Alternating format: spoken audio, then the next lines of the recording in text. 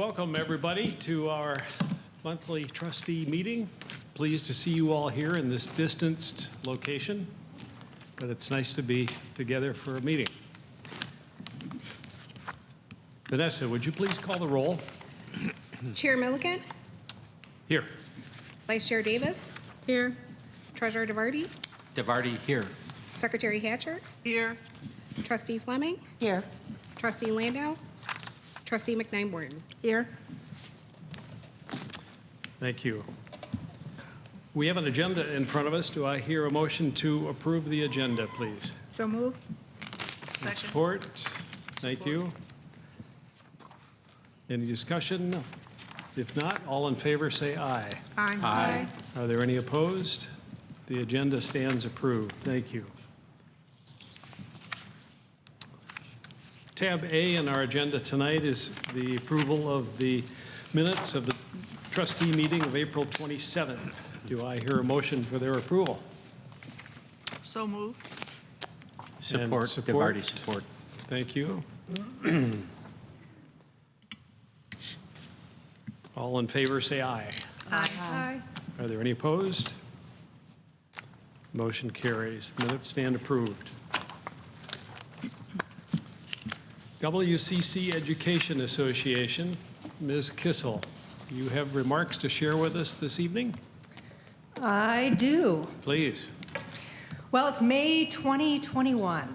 So let me begin on a personal note. As a parent, I so appreciated the graduation celebration on Saturday. I got to celebrate my son's accomplishments, and it was wonderful to be back on campus with my colleagues. Hearing Governor Whitmer's update yesterday, we are moving quickly to a post-COVID world. While many see the move as a flipping of a switch, an institution the size of ours requires a much more nuanced approach. As I noted in the survey I shared with you last month, safety and flexibility remain top priorities for the membership. Many are anxious to return to campus and get back to direct contact with students, yet we fully realize that just as we all do, students and their families have much to consider, like work schedules, childcare, safety of workplaces and schools, and continued vaccination and COVID rates. These issues and many others will be a priority in our upcoming conversations with the administration.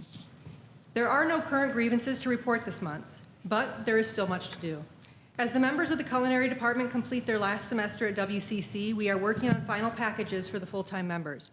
There are also many hiring committees engaged right now, and we are looking forward to welcoming our new colleagues across campus. If we thought that we faced an inordinate number of changes when we left campus over a year ago, the return to campus will be just as busy. The next few months will mean a continued effort to define what our campus life will look like. There will be talks around student and staff arrivals, how we monitor the health issues, how we scale up or back as needed, and how we create policies as we continue to reimagine the learning environment and promote a culture of sharing or reporting.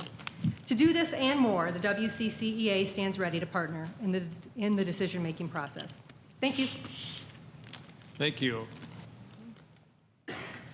Are there any public comments this evening? Any members in the audience? If not, we'll move ahead to Vanessa, were any written communications received? There was one received. Thank you. I think we are in receipt of that. Moving ahead to special reports. EVP Hearns.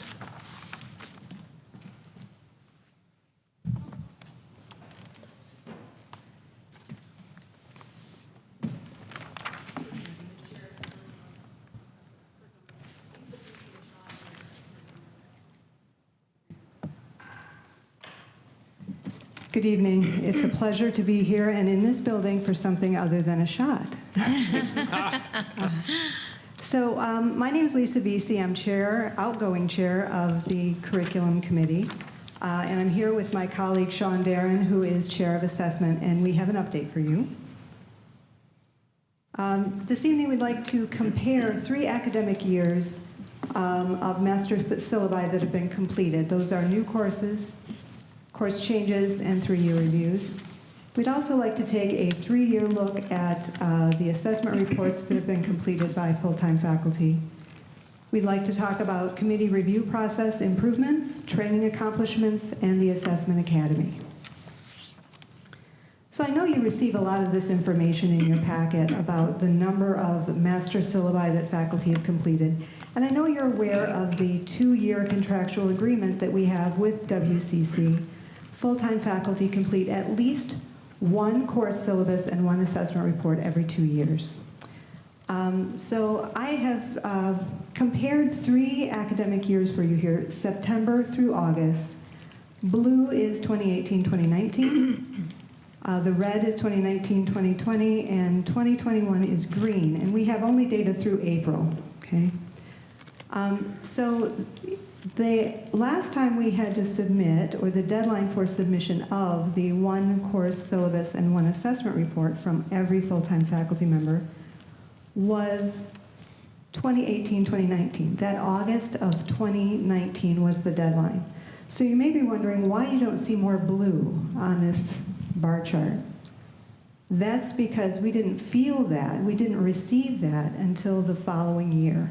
So the reason you see lots and lots of red on this graph is because the master syllabi and the assessment reports have to go through the chair, faculty preparer first, then goes to the chair of the department, then the dean, then the Office of Curriculum and Assessment, then it's reviewed, and finally it comes to us, the committees.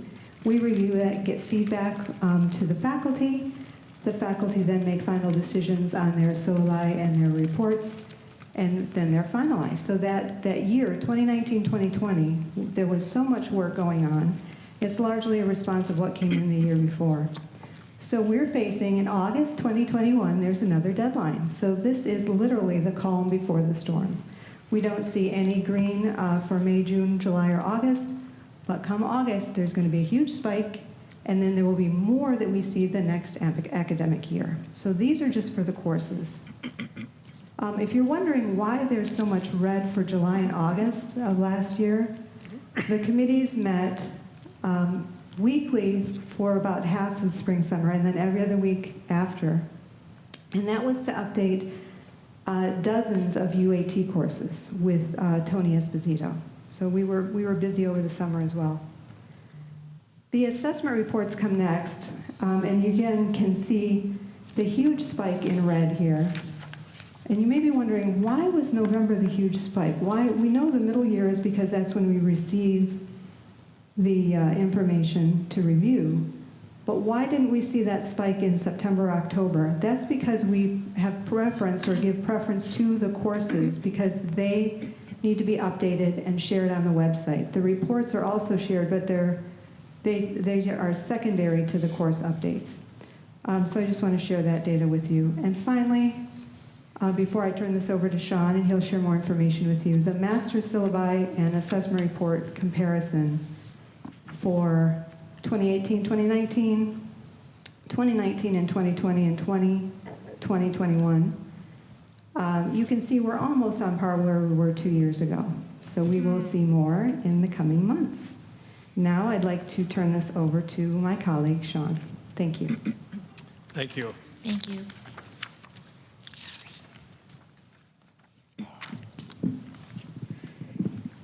As you may know and may appreciate as a committee yourself, beyond just the normal work that we did as faculty and staff here on campus, we also had to think about how we compose ourselves as a committee being off campus. So we had to change and alter our procedure, as you probably well know yourselves, and think about how to make it to a place where we could do it on a weekly basis and have it be productive.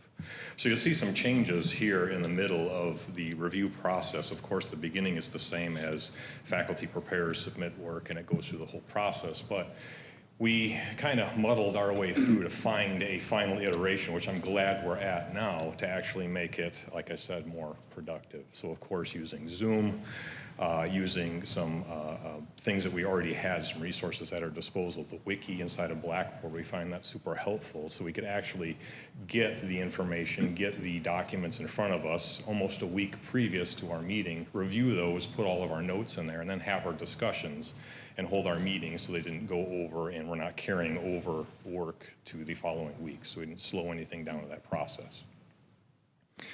After that, of course, it went through the normal process. We got feedback from the committee, made it back to the faculty preparers, and then, of course, it got published on the website after that.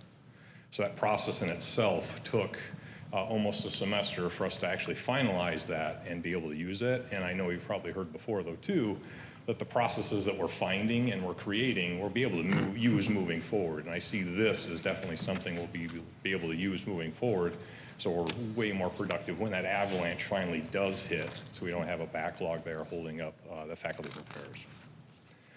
Another thing that we did too, to think about that we didn't meet face-to-face on campus, is how do we support and help our faculty? How do we have work sessions and workshops so the faculty members that have questions or need help or need answers, they could actually attend those?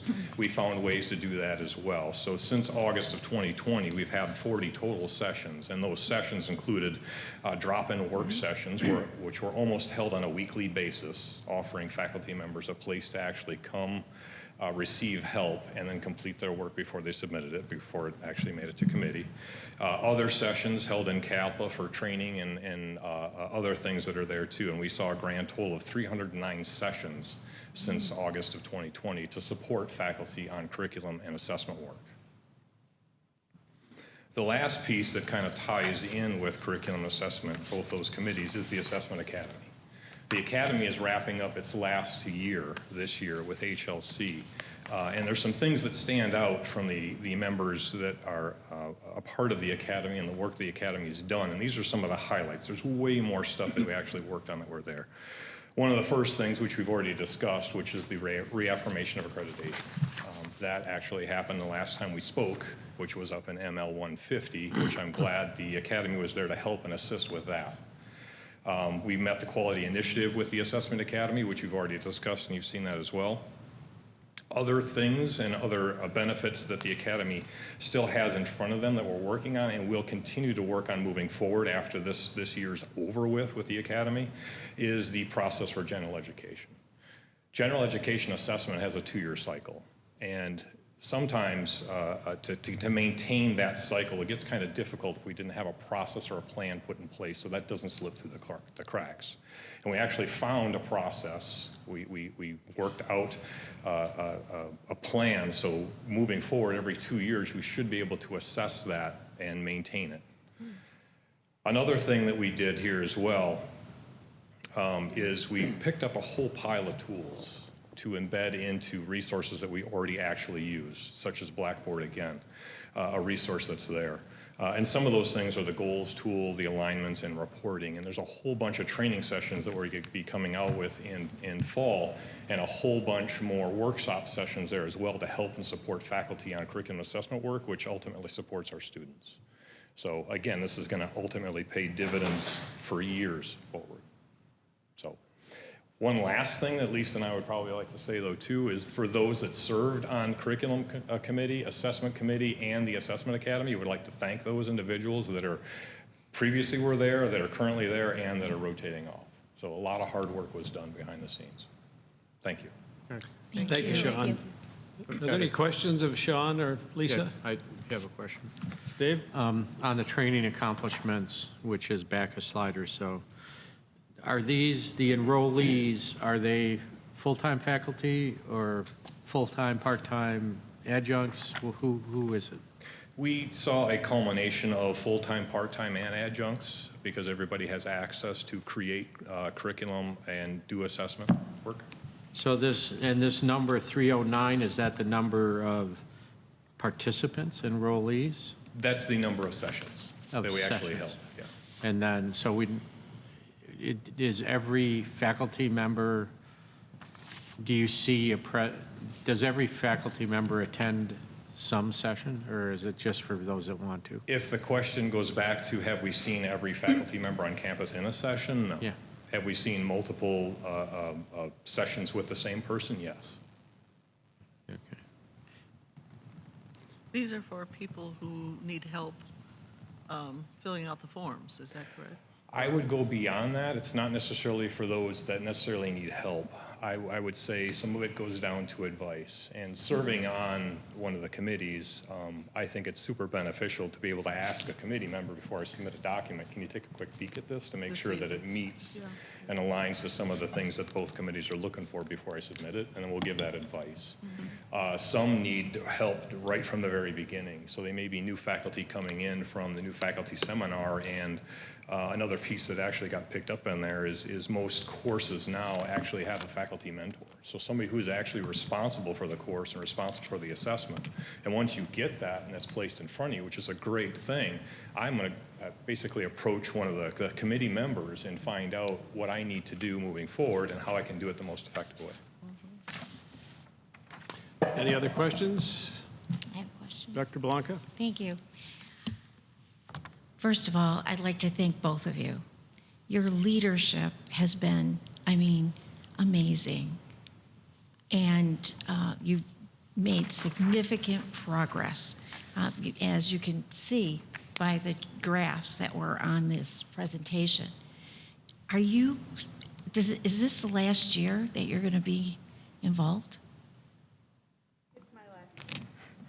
Oh, that's really too bad. It is Lisa's last year serving on curriculum committee.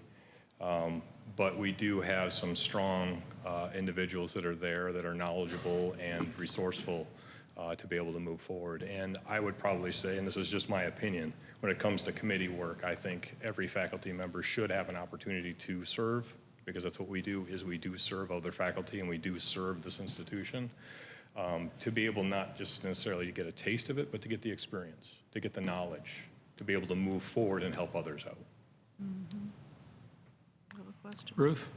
I know you're expecting the wave in the fall, and you're getting ready for that, but just in general, over the last year, are you keeping up with courses and the schedule of redoing courses and assessment of courses? Is there a backlog? Is there any clog in the pipe anywhere? Currently, right now, we're maintaining. We're maintaining very well. There are no backlogs, and I believe some of the processes that we actually have in place have made it a lot smoother for us to actually get the documents reviewed, voted on, and move forward back to faculty so they can actually complete them, submit them, and get it on the website. So we started a few other processes before we actually had to go off campus to try to reduce that backlog, especially on the assessment committee side. And again, to have those resources that are available now to move forward, we should be able to, for lack of a better term, look forward to the avalanche that's coming to be able to handle it a lot better now, having all this experience in these resources than we would before. That's great. Thank you. Thank you, Sean. You're welcome. Thank you. And Lisa, thank you for your good service. Next on the agenda, strategic plan goals and accomplishments for 2021. President Blanca, please. Yes, well, this is probably my favorite topic. And when I saw this cartoon, I thought it really depicted strategic planning. And it depicted actually why we were able to really do a good job under circumstances that were quite challenging. And the cartoon is kind of good. Digital transformation is years away. I don't see why our company is having to change anytime soon. You may remember conversations that we had as a board about new initiatives, and you made decisions without seeing the future, but knowing the future was around the corner and reading the data and understanding what was about to happen. Any college, any organization that only plans but does not strategically plan, they're not going to make it. And I am so proud of Julie Morrison. I'm extremely proud of the strategic planning team, from the initial team in 2011 to the members that serve on it today. Everything that you have seen in COVID, the IT, remember that one? That was part of strategic planning. Distance learning and how we completely changed that model. That was through strategic planning. The faculty-led professional development. That was a goal. Oh, Lisa Vesey was on the original team. That was a goal in 2012. We didn't have that.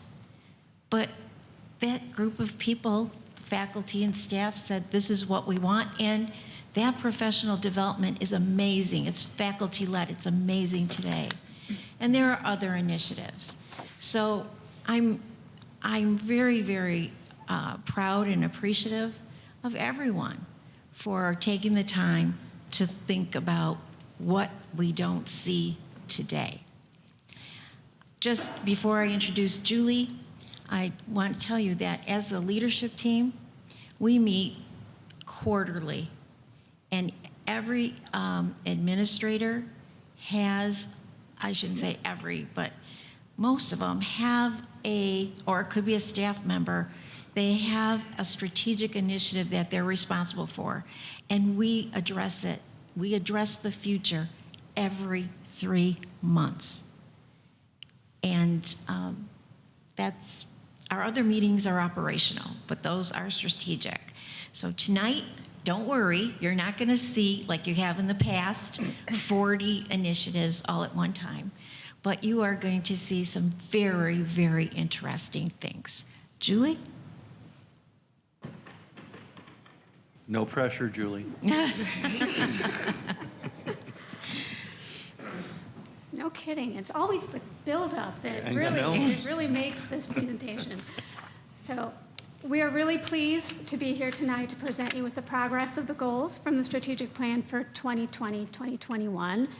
We last came to the board in February of 2020, so it was just weeks before the start of the pandemic. And that was to introduce this updated 3-year plan. We've now completed the first full year of implementing the plan's goals and initiatives. Our current plan is built on a really strong foundation that started with shaping our future almost 10 years ago. It was a college-wide effort in which we developed the 8 strategic priorities that have formed the basis of each iteration of the plan that we have developed since. And also those 8 strategic priorities guide our operational planning and our budgeting. And you can see those 8 priorities embedded in the graphic roadmap of that Shaping Our Future 2012-15 plan on your right, your upper right. And then in 2016, new 3-year goals were developed around those same 8 priorities in shaping our future together. Today, we're a year into shaping our future success, again, around those 8 priorities.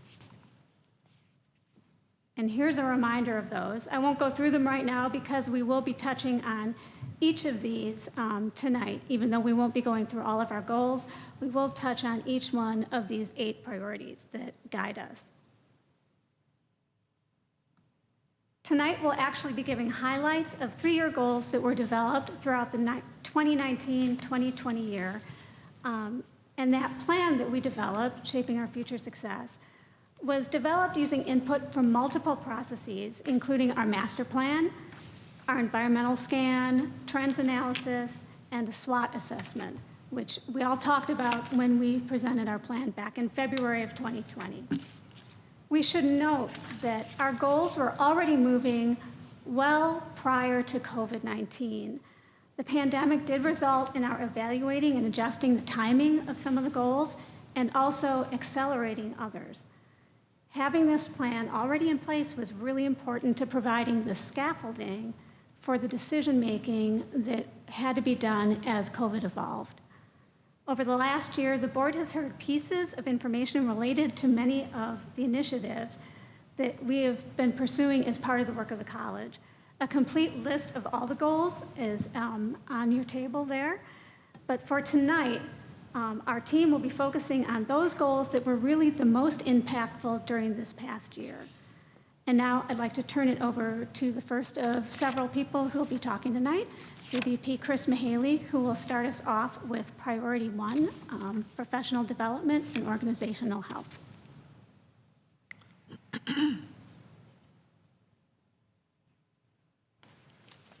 Good evening. Hello.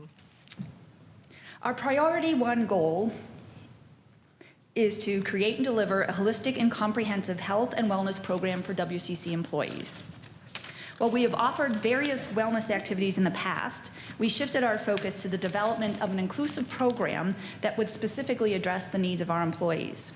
To start, we recognize the importance of having a dedicated effort in the development and implementation of this program. Earlier this year, we appointed a safety and wellness officer to lead this charge. 2 vacant positions were combined to create this position, whose focus is to ensure safety as well as promoting and advocating health and wellness initiatives. Working during the pandemic, it became apparent that our wellness priority needed to focus on the mental well-being of our employees. Through coordination with our Employee Assistance Program and health carrier, as well as resources in our community, we identified and shared various means to provide support to our employees, including over 15 local community groups and mental health advocates, several online programs and webinars, and access to live support 24/7 via EAP as needed. In addition, we began to expand our physical wellness initiatives to target the health concerns of our employees. Working in conjunction with our health carrier, we identified the top 5 chronic conditions that are impacting our healthcare participants, and will begin building this component of the wellness plan, which consists of seminars, activities, and initiatives to assist our employees in managing these conditions. Lastly, we pulled all of this information together in our newly enhanced benefit and wellness webpage that provides all of these resources in one-stop location. Next slide. We would like to also recognize the efforts of several college departments in maintaining safety and wellness of our employees on campus this past year. The public safety team conducted over 150,000 COVID screenings for all employees, students, contractors, and visitors accessing campus since June of 2020. Our facilities team provided continuous daily cleaning of high-touch areas and nightly disinfecting of classroom and offices over the past year. Multiple areas of the college have continually monitored and updated our safety protocols and practices based on directives from the CDC, the state, and the county to ensure we kept our campus as safe as possible. But through all of this, we did experience some positives. We were able to effectively control the exposure of COVID on campus to only 1 reportable outbreak since July of 2020. We were awarded the Silver COVID-19 Conqueror Badge by the Exercises Medicine on Campus Committee for our continued emphasis on wellness during the pandemic. And finally, we have created a comprehensive return to work plan by department, which will assist our employees as we begin to welcome them back to campus. Thank you. Thank you, Chris. Thank you, Chris. Any questions of Chris? I have a question of Chris. Ruth? Yes, ma'am. I think this has been marvelous work in the midst of the COVID, and I thank you and all of your office for doing it. 2 questions. Sure. One, considering physical health and mental health, how healthy are we? Wow. Obviously, this past year, we had a lot of concerns, with mental health, well-being. And what we found is it's not necessarily the person themselves that notices it. Mm-hmm. So working together with colleagues and coworkers and supervisors to make everyone aware of what we have available to help everyone, it's gotten better. I can tell you it's definitely gotten better. The health piece, we continue to watch that closely. That's something we've been watching for several years, working in conjunction with our carriers, although I don't know who they are, but I do know what those conditions are. And hopefully if we can get control of these conditions while we're still able to do it, it will prevent further or more severe issues down the line. Okay. One more question. Sure. There's another kind of organizational health in terms of relationships and effective management and respect for each level. Sure. Do we have a sense of how that is? I mean, people haven't been around, so there hasn't been that much. But do we ever assess that kind of organizational health? So typically what we'll do is working individually with departments, right? So we're able to find out, whether we're having input from employees or supervisors where we might need to come into a department specifically. We have done some things. We've had some coaching opportunities. We've brought in outside consultants in to help facilitate communication. Sometimes when it's easier to do. So we've been doing it more one-on-one on an as-needed basis. And you're right, this past year has been a little bit tough to just gauge how everybody's feeling, but definitely something that we'll keep our eye on. I think when people start coming back together, you're not going to tell me what to do will happen.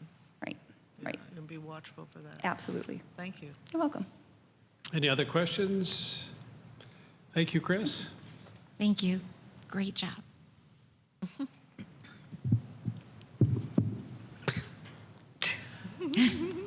Hi, how are you? I had student success and satisfaction.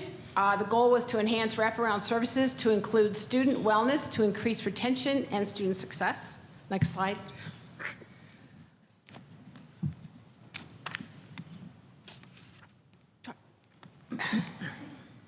So for personal counseling services, what we did for COVID was we had all of our LPCs complete certification so that they could provide counseling remotely via phone and Zoom to Michigan residents. That was a special certification they needed to have to provide that service. We saw that our personal counseling appointments that were provided by our LPCs fell slightly. If you look at the two comparisons, 446 the year prior to COVID and 319 this year. And we also looked at the number of students we served. We had personal counseling, but we also had an increase in our non-clinical case management. We are finding that we have increasing numbers of students who have mental health services provided by outside providers. And in those cases, we just do non-clinical case management to support, have touch base and support for our students, and not do counseling on top of those services. Next. The other thing we do is each month our counseling staff puts out a Mind Your Mental Health newsletter. It has helpful tips and strategies for the students. Those strategies are aligned with what time of the semester it is. For instance, if it's midterms or finals and there's a lot of stress, there'll be a lot of de-stress activities in the mental health newsletters. Next. We also have our campus assistance program. This program we had prior to COVID. It's a program that's available 24 hours per day, 7 days a week, 365 days a year. And we have seen certainly an uptick in the services provided by CAP. Remember that our counseling services could only be provided to Michigan residents per law, but CAP could provide services to all students. And of course, we have students from all 50 states and they can support those students. So you can see our CAP services, the utilization rate went up from 0.75% to 2.01%. Next. We also had wellness seminars. We had 6 in the fall semester and 5 in the winter. We had various topics, again, to support students and to help with their success. One of the really successful seminars we had was the Elephant in the Room Minority Health Mental Health event that was co-supported with the Student Resource Center as well as our counseling staff. Next. So our care team, which you know is made up of counselors, our campus resource officers, and student services staff, we wanted to make staff really aware of our services. So we made 3 CALPA presentations during in-service. We also had a specialized presentation for part-time faculty. And we also, per those CALPA presentations, had faculty request for 5 classroom presentations where we had one of our counselors talk about all the mental health services that we provide on campus to over 110 participants. Next. So through our care team referral form, which is on the web and readily available on any page on the website, we found that with more awareness of our care team services, we more than doubled the referrals. So for 1920, we had 82 referrals to the care team, and in 2020-21, we've had 165 referrals to date. Next. We also have our Collegiate Recovery Program. Again, this was in place before COVID. It supports students who are in recovery from either alcohol or drug addiction. We had weekly Zoom meetings that were in lieu of our on-campus. That group meets every Wednesday, and they continue to meet without a break as we went remote. And they even expanded those meetings to meet during our winter and Thanksgiving breaks, when sometimes those holiday breaks are the worst time for those students in recovery. And so I was really proud of that group and what they were able to do. Thank you. Any questions? Dave DeVarty? A couple. On the, where is it?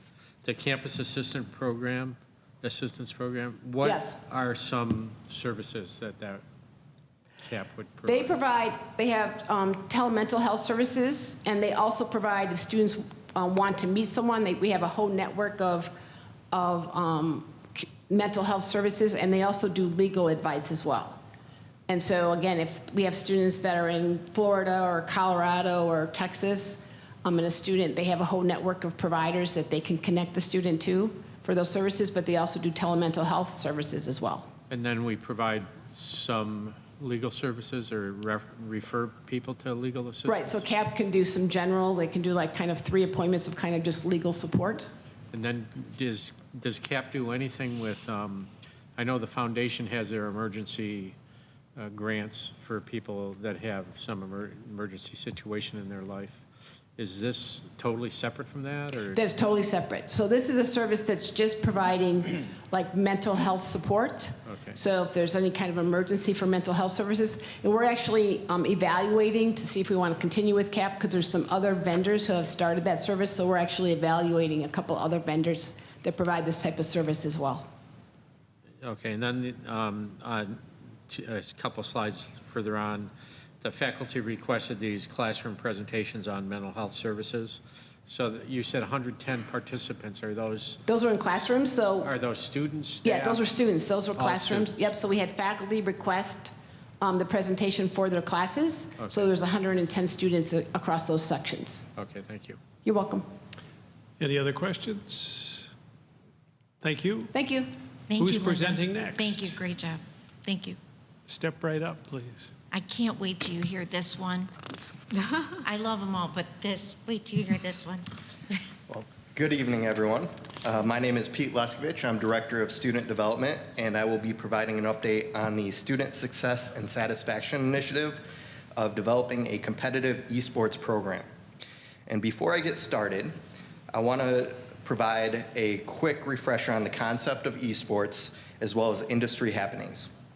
Esports takes the structure of in-person athletics and applies it to video games.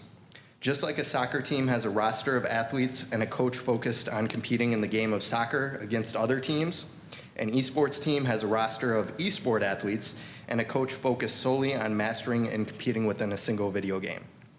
Other similarities include between traditional sports and esports include athlete development, practices, games, audio and video broadcasting of competitions, and merchandising.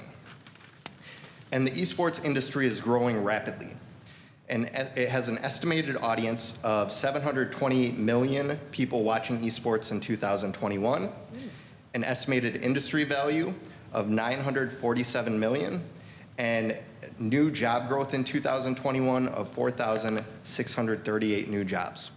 And to give you a frame of reference, the video game industry as a whole outpaced the film industry with a value of $65 billion compared to the film industry's value of $33 billion. Next. So esports is growing, and we want WCC students to be a part of it. Our goal of creating an esports program benefits students by connecting them with the theory that they learn within WCC's new Sports and Entertainment Management Certificate to actual practice. While exploring WCC student interest, we had a survey response of 321 students, and it illustrated that 79% of those are actively watching esports, and 175 are interested in participating and playing on an esports team. After reaching out to our local high schools and colleges, we found that 3 out of 5 responding high schools have esports, 10 out of 11 responding universities have esports, and 3 out of 5 two-year colleges that we contacted have esports. And our future students are playing esports. A recent industry report showed that the largest age group of esports enthusiasts are 12 to 24 years old. Next. And just as we begin to vision out our esports strategic goal, COVID hit, and we were provided the challenge and opportunity of starting our program virtually. As with all of WCC, we pivoted to success. Over the past year, we have worked hard to get a pulse on the student interest and preferences through 3 different surveys. We hosted monthly esports tournaments virtually to build the foundation of WCC Esports. We engaged 32 active and enrolled WCC Esports athletes, and we established a digital infrastructure for esports with branding, social media, websites, and video streaming. The image on the right is a screenshot of WCC students playing the game Rocket League, which was live streamed online for the world to watch. Next. And we have big goals for next year. We are currently assessing options to determine the appropriate size and format of esports at WCC based on student interest and program comparisons. We will start WCC's first official esport team focused on a single game with a coach. We will continue our monthly intramural esport tournaments to continue building up the student interest and participation, and we will establish partnerships with local high schools and colleges to compete locally. Next. And this summer, we aren't going to let the momentum stop. We have a few projects in progress that include launching a WCC intramural esports mobile app that will allow tournament organization and allow students to opt in to join leagues and report their scores. We are exploring a student scholarship tied to the sports management and entertainment certificate. And we are partnering with U of M Mott's Children's Hospital to host a community esports charity tournament that will benefit their therapeutic gaming program. Thank you. Questions? Dave DeVarte? I'm really excited about this. My son, I'm curious what video games you're promoting or looking at. You say we're going to have one team with a coach. Yep. My son, like a week ago, maybe 2 weeks ago, had me watching an international League of Legends thing streamed. We're watching it on our live on our big screen TV. He took this TV for the course of this tournament, which is a team from North America, a team from Asia, a team from Australia, New Zealand, Pacific Islands, a team from Africa, Europe, you know, it's like these continents. And I guess there's been some sub-tournaments to whittle down to the people competing. I think it was really interesting. And like you said, there's millions of people watching this all over the world. And so this is exciting to me, and I think it's at the advent. He's filling me in on this, and apparently there are corporate sponsors, there are athletes who have multi-million-dollar contracts in basketball or whatever that are sponsoring teams, but there are these teams that are sponsored basically and housed and fed and coached to compete in these things, almost like the kind of sports that we're very familiar with because they've been on TV forever. And this is coming. You know, Twitch TV is here now, and it's, I think as these channels on TV are looking for content, they're going to be finding it here. So I'm really, partly because my son really opened my eyes to how big this is, that I'm excited about it. What's the sport that we're looking at for a coach? Not that my son, I'm not going to suggest it to my son. But. So over the past year, we've played multiple games, Call of Duty, League of Legends, Rocket League, Smash. We played a ton of games, and really it's going to come down to the interest of the student athletes. We have to get a solid group of students, and it's very interesting because just like you might have athletes that specialize in basketball or soccer, we might get a group one year that specializes in League of Legends, and the next year it might be Rocket League or Call of Duty. So it's going to depend on our students. We're really listening to our students. And then this charity thing for U of M Mott's Children's Hospital, is that something that you could see us hosting potentially at the new Towsley Auditorium after we do our renovation and bring more sophisticated IT capabilities into this building? Could we host it and stream it nationwide or worldwide? I guess once you're on the internet, anybody could see it. Is that something you would see potentially, maybe not for the first one, but down the road, if So- we're doing these charity tournaments? Definitely. We do have a Twitch channel, and during the charity event, we have our another meeting next week to discuss with U of M. We're hoping to, kick that off maybe September, October, in alignment with On the Record, so our community is aware of it. But we will be streaming the charity event through Twitch. It probably won't be live in person yet due to COVID, but in the future, we're definitely looking into really creating the right size program at WCC so that we can have those live tournaments and stream and have the proper equipment and computers to do the style tournament you're talking about. I just want to tell people, this stuff has filled up Madison Square Garden with people watching on a big screen these video competitions. And I'm envisioning filling this auditorium up with WCC students watching our team compete against four-year institutions all over the country. Yeah, and I can tell you that since our survey to look at high schools and universities running esports programs, there's been multiple esports programs announced over the past year since we did that survey, locally even, to say that they're starting programs.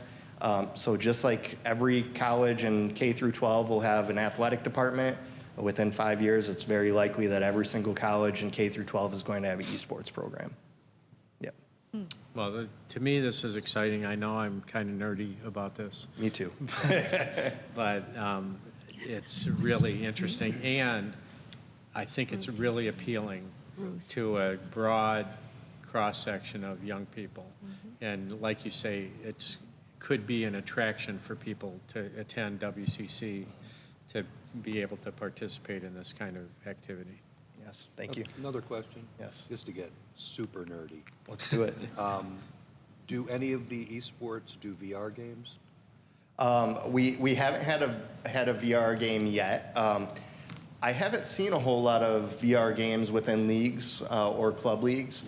That's our next strategic plan. You're thinking one cycle out when VR games become more popular. So I've been playing Half-Life Alyx lately. awesome. Absolutely addictive. Ruth, do you have a I question? just wondered, I can be more nerdy than you, actually. Oh, yeah, well, let's get it on. Okay. How much does this cost anything for anybody, for us, for them?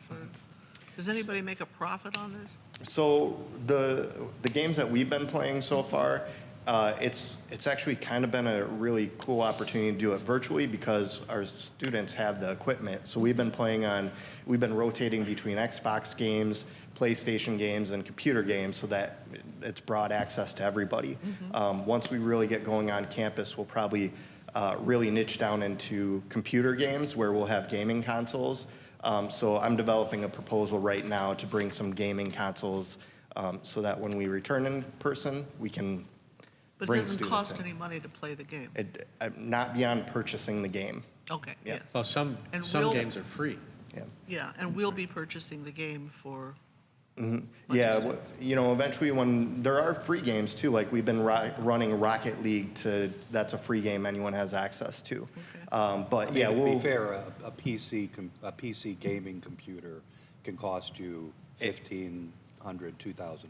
Yes, PC gaming computers can be, they do have an expense to them, but that's, when we get to that point and say that's the right direction for the college to get, a handful of those so that students can play on a team, we'll definitely make sure that students outside the team have access to. so far you have a budget?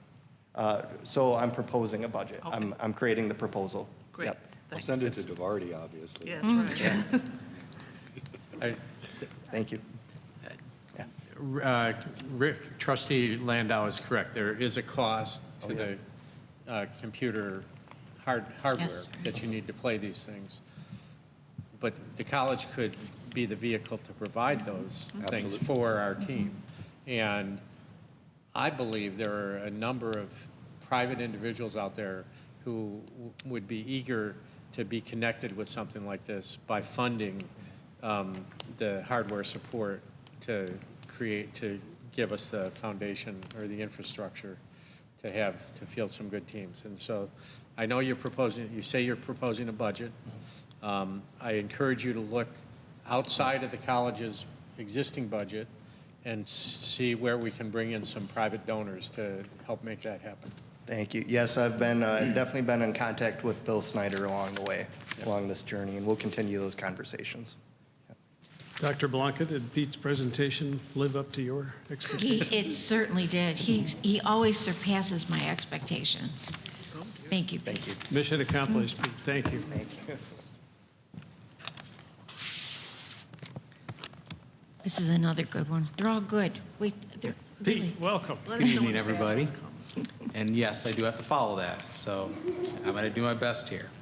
My name is Pete Basile. I'm the Executive Director for Online Learning and Media Services. And, I'm pretty humbled to be standing here today because I'll be talking about the goal for implementing programming services to create a complete online campus. And, really what I'm doing is actually representing everyone behind me, and including my predecessors and everything that came together. The amount of stakeholders that went into making this goal happen was immense. So I'm going to tell you a little story and give you some details along the way. So since 2004, WCC has continued to grow as a leader in online learning. We were an early adopter, which set the tone for as a future disruptor in providing some of the best online classes in the nation. We are here today, though, to talk about that giant leap forward of providing a full online campus of rich wraparound services so that every student near and far is just a click away from those services. What started out as a 3-year strategic plan, which you all can imagine, in 2020 became a 3-week plan. So we moved quickly, but this also gave us an opportunity. Because of the groundwork, the teamwork, and the communication that had already been started prior to the pandemic, we were able to quickly adapt and, more importantly, not just survive, but we were able to thrive in that environment. Since we were able to get all the services available to students relatively quickly, this gave us the opportunity to sit back and actually measure where we're at and fine-tune the gaps over the past year. Next. So what were our measures? In 2019, we adopted the Online Learning Consortium Scorecard, otherwise known as the OLC. They're a higher education and learning leadership group that designed to create standards in conducting a successful business in online education. We use their nationally recognized scorecard to assess our services as the primary benchmarks for an exemplary online campus. As you can see in this breakdown here, they break it down into 11 different categories, which can include admissions, financial aid, advising, library services, tutoring, disability services, in student life, and more. So there's 50 metrics in all, utilizing the scale that's in front of you here. So in fall of 2019, we sat down to take a look at this first, and we went through the rubric. And we identified that we had 29 different metric areas that we had not yet achieved that benchmark of having an online service yet and/or an exemplary service. But I'm proud to say that today we have reached all those benchmarks. We're providing all those services available to our students. But just like a brand new business that's starting out, we can say that we have all those services. But the WCC way, though, is to sit back and now actually measure those services on an annual basis. Businesses, they offer them, they listen to the customers, they identify the gaps, they improve, and they move forward. We're going to continue to do the same thing over the course of this year and the years to come to continue to improve our services. Next. As we discuss our campus achievements, it's important to understand the various types of new courses we began offering in 2020 as well. So, what separates us from other campuses? Simply put, it was our agility and flexibility, but combined with our standards of rigor and quality. So out of necessity, we grew 2 different types of modalities. The first you see up there is our brand new modality that we launched in 2020, which was our virtual courses.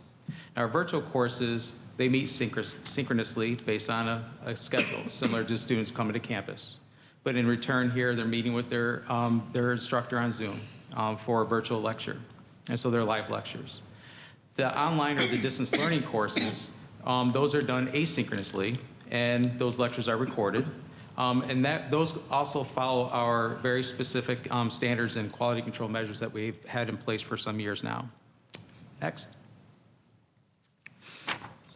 While our growth in virtual classrooms was critical to meeting some of our learners' needs, we did find that there was many of them, including my daughter, that actually utilized those classes. But what we found is that students were really preferring to register for our nationally awarded DL classes.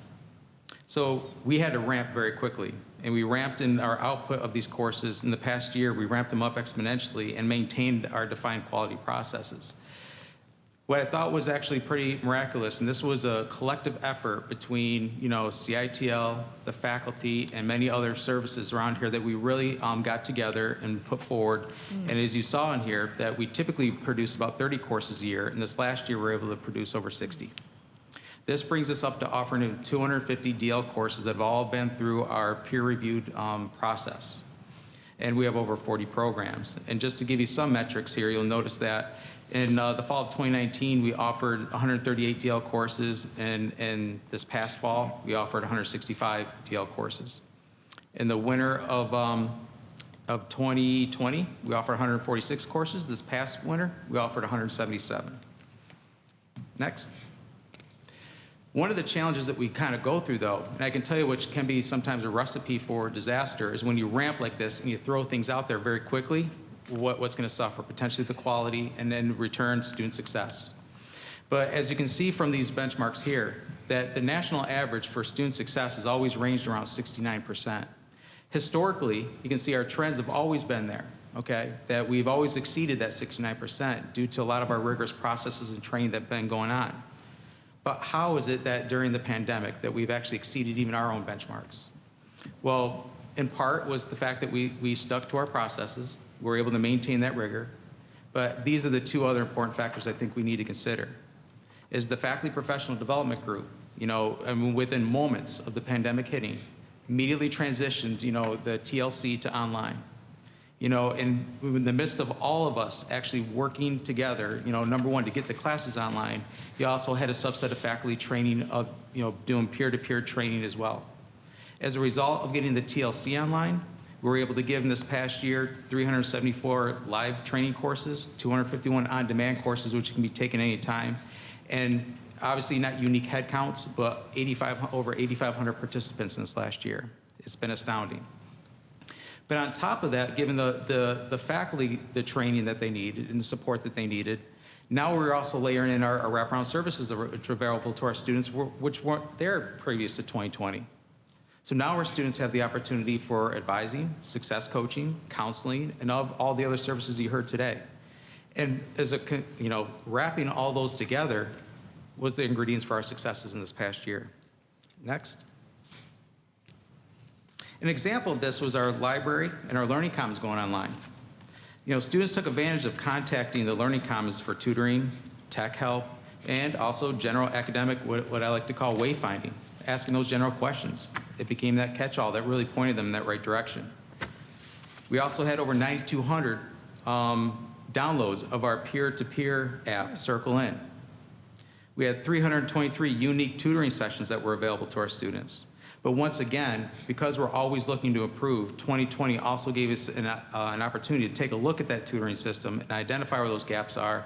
And now they're in the process of implementing a new system that's going to be another 24/7 system that's going to be there for the students come the fall. Next.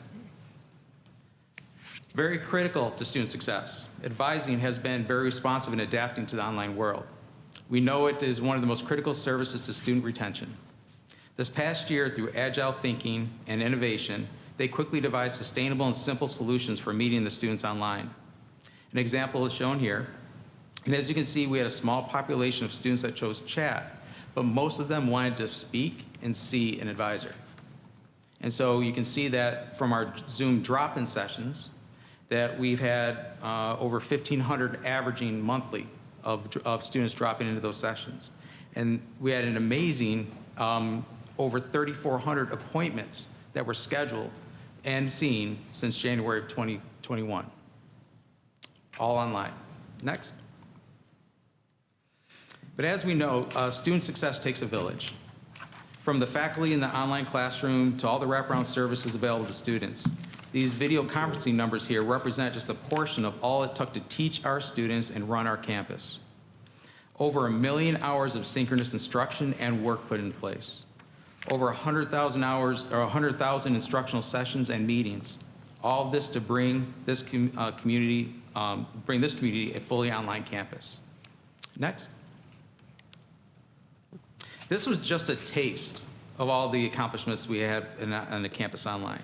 Currently also available online is Student Life. We just got done listening to Pete Leshkovich and his team engage students in online clubs, activities, and esports. We listened to Linda Blakey, who highlighted the collegiate recovery programs, the mental health services that have been available to students. In lifelong learning with Michelle Mueller, they hit it out of the park with the free college week and still offering a huge catalog of online classes for the community. The evidence is in the accomplishments that we've seen to date. It is important for us to remember, though, this is just the start. WCC prides itself on listening and improving. We have succeeded in meeting this goal of developing an online campus, but the work continues as we continue to assess ourselves on an annual basis and improve from there. Thank you. Any questions of Pete? Dave DeVarty. Back on the online learning consortium's quality assessment measures. Yes. Where there's a 0, 1, or 2. You say we're meeting now in 2021 50 benchmarks. Are we meeting them all at the number 2 at the exemplary service? No, there's about 5 that we need to get to the exemplary service. We're offering all of them online to reach exemplary. Right. Basically means that there's multiple pathways to achieve the same goal. All right, so we're offering multiple ways to get there. So, but we're almost there. It sounds we're almost like. there. Yes. So we're 90% of the way to having all 50. All exemplary. Yep. Okay. Thank you. Are there any other questions, comments? Dr. Blanca? Pete, I'd like to thank you for your leadership. You've always been outstanding in your role, but this last year, you and your team have we needed you so badly, and I have no idea how you and your team met us wherever we were to provide our needs. And thank you so very, very much. You're welcome. Thank you, Pete. Thank you. Great presentation. Is that Brandon? Yes. Good evening. Good evening. He always says good one, too. I'm here to discuss Priority 3, which relates to innovation, agility, and responsiveness. And we had 2 goals here: expanding our apprenticeship and incorporate internship opportunities for degree credit seeking students. And then for us to look at how we can create a structure that allows for repackaging of learning and skills, training, and validated credentials to meet what industry is saying is a need. Next slide.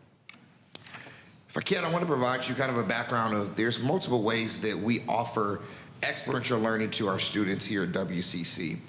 And it's important to note this year through our career transitions office, in the midst of a pandemic, we saw about a 35% increase of individual appointments made by students, alumni, and community.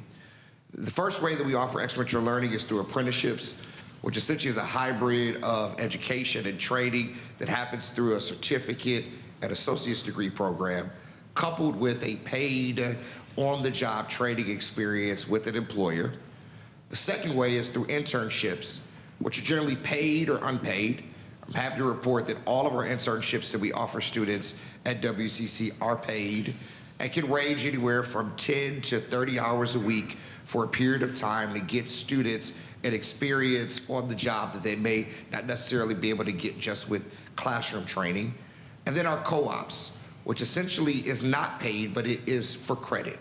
So the most notable experience is that in our mobility area, a automotive manufacturer may provide a co-op to a student in which they are enrolled in a course that allows for them to complete their degree. And when they graduate, they're that much more marketable because they've had that on-the-job training and experience. But one option that we really have not marketed until recently is credit for prior learning. Looking at how we can award credit, there's a maximum that will allow for students who may have been out in the industry. When we think about maybe an automotive mechanic that maybe has a Michigan mechanic's license but doesn't have a degree and wants to advance on their job. They may be able to come to us and be able to validate their experience they've had on the job by way of a portfolio, and then we can award credit to allow for them to get to their degree faster. Next slide. Some of our successes this year as related to this goal is we have nearly now 80 apprentices that are enrolled across a number of academic programs at the college with the goal of doubling that over this next year. We were successful in being awarded 2 grants from the Department of Labor in partnership with the Workforce Intelligence Network that allows for us to be able to scale these apprenticeship programs and offer incentives to employers fully funded through the grant that incentivize them for not just hiring an apprentice, but partnering with the college to expand their apprenticeship programs. With internships, we had a goal of expanding the number of internship opportunities for students that were specifically in arts and sciences, in the STEM fields, and of course our traditional skilled trades. And through that, we increased our number of internship opportunities in these fields by 50 this year.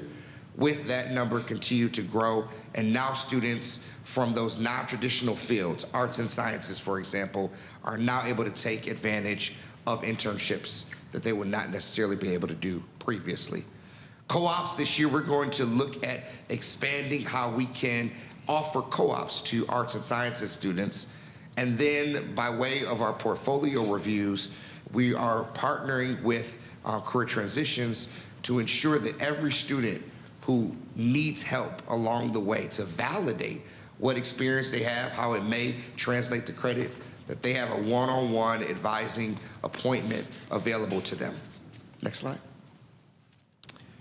Any questions about that priority before I go to the next one? How are we doing in terms of statistics for minority students participating in these programs? So we have done a very intentional push through our partnerships that we already have in existence, not just on campus, but within community, to let them know about these opportunities. With the hiring of our new Dean of Student Access, Success, Equity, and Inclusion, he's partnering with our team to be able to ensure that not only from a college perspective on campus, but through our community partnerships, that we're casting the net. One thing that we are doing this summer with our Ministerial Alliance is that we know traditionally within those congregations, June and July are learning months, Vacation Bible School, and we're going to be taking advantage of those opportunities to let them know about whether it's a certificate, an associate's degree, or even some of the state programs, Project Reconnect, Future for Frontliners, so that we continue to get the word out that way as well. But of the 80 apprentices, do you know how many would qualify as minority apprentices?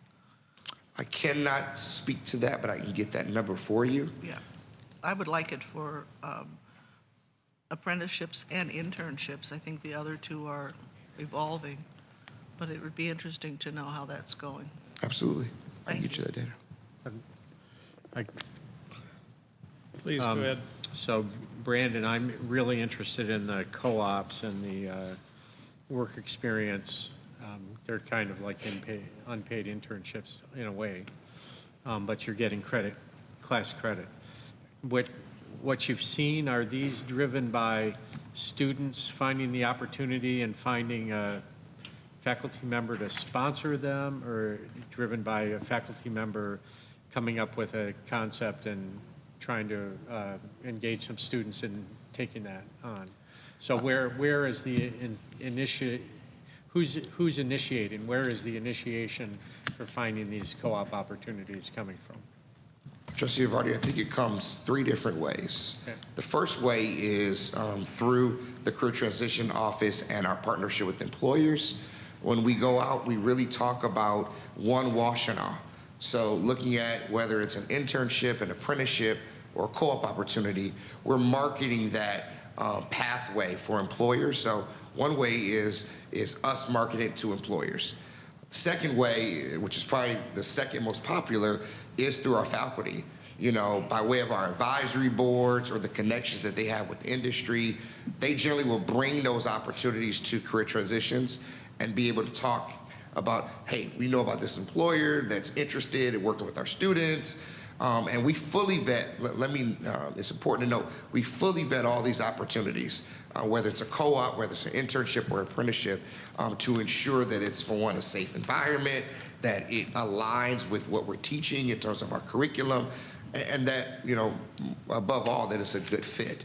So the second way is via faculty. And then sometimes we do have students that will say, hey, I heard that there's an opportunity over here, and we would, in partnership with our career transitions and our faculty, because keep in mind, co-ops are for credit, so they generally will have a course put up and a faculty who's attached to it.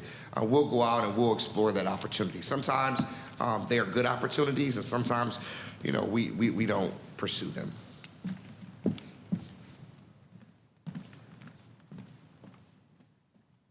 All right, seeing no more questions, on to priority 5.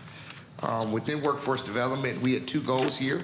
One was to position the college as a smart cities technology and training leader in support of workable, sustainable, and livable environments. And the second goal was to research and develop expanded programming, how we could respond to what we know were those emerging needs within business and industry. Next slide. To provide you an update around our ATC, we know in 2014, we launched this concept to really be multidisciplinary and interdivisional, knowing that we were hearing from employers that we don't want graduates that just know one skill, but we want them to be able to cut across the aisle, whether that's programming, whether that's servicing, or advanced manufacturing. This year, we submitted recently a collaborative proposal with the University of Michigan to the NSF, the National Science Foundation, which would afford, if awarded, the college the opportunity to enhance our curriculum offerings, specifically in electrification and new battery development. That is our new focus. While we have a good foundation, and over the last 7 years, we have made a name for ourselves within the mobility space, we now know that electrification and new battery development is the future. And we, because of that positioning, were invited to partner with the University of Michigan, one of the only community colleges in this space, to be able to provide them some input and for us to receive input from them, but most importantly, to have access to a $15 million new battery lab that they just launched on their campus. We should know about that grant within the next few months, and it's important to note that NSF approached U of M to submit a proposal. We've also partnered just last week with Square One, which we've done for the last few years, for their annual Innovative Vehicle Design Competition at Kettering University. Our faculty were on site for that competition last Wednesday, and essentially provided them on-the-ground support as it relates to repairs. When their vehicles stopped running, when they had issues, literally they were able to weld parts back together and do things that only our talented faculty can do with 10 minutes to spare. We also, because of grant dollars received over the last year, acquired a number of new mobile hacking workbenches. You might remember the Ford on a board that we had displayed at the auto show. We have smaller workbenches to allow for more students to be able to learn. And then hopefully within the next month, a 2021 Ford Mach-E, which is Ford's new fully electric vehicle, will arrive on our campus and to be allowed for our students to learn both on our programming and IT side as well as our servicing side. And then, thanks to those who were able to attend, we hosted a Future of Mobility panel discussion through our Washtenaw Economic Club, where the Chief Mobility Officer for the state of Michigan, as well as an automotive analyst, were present to really tell us where the future of mobility was going. And I'm happy to report that based upon our direction, we are moving in the right direction. And electrification and new batteries is where we want to go. That's where they said the future is. I'm now going to allow for Michelle Mueller to come up and talk about the other leg of the ATC, which is really smart cities and the infrastructure. Before you step away, Brandon, how has the automakers' push on electric vehicles affecting us and battery technology research? it is really forcing, which we see here, those funding vehicles like the NSF to say, we know that Southeastern Michigan is a hotbed for mobility. You need to get us a proposal as to how you can support this national problem. So there's a number of funding mechanisms that are being deployed, but then employers are crying out saying, you know what, we have to do something. We know that Ford and GM both had some production issues where now there's a battery technician training program that they are looking to deploy, which would be in partnership with the community college to help really affect what we know as a bottleneck in terms of the research and development side, but then also how do you repair these? Because now it's a new technology that those who are currently in the workforce have no idea about, and that's going to be an opportunity for the college to graduate our current students to be prepared, but to also go back and be able to retrain those incumbent workers who are currently in the field. Is this level of research and development that's occurring here unique in the country, or are there other pockets of intense development like this? It is happening both in Michigan and California. I will say that because of the University of Michigan and their recent investment in a new engineering center in partnership with Ford, that building went up about 3 to 4 weeks ago, I believe they had their grand opening. That was a $120 million facility that was mainly funded by industry and private donors. So we are uniquely positioned here more so than what was in California. Any other questions of Brandon? Great job, Brandon. Thank you. Good information. Sure. Michelle Mueller, please. Good evening. On the other side of that is smart cities. So I'm here to talk to you, first of all, about that goal and what we've done this year. There are really 3 components of this goal. There's research, there's been leadership, and there's been training. And let's start with the research first, and let's talk about what we found out. The rise of the digital revolution and the Internet of Things, IoT, has made it possible to connect critical infrastructure assets. Today, connected assets can be monitored and controlled remotely and can report critical data that can be utilized to make informed business decisions that can lead to innovation, operational efficiencies, cost savings, equity, and economic development. So, to have anything smart, you need a highly interactive systems infrastructure, which is expensive to implement.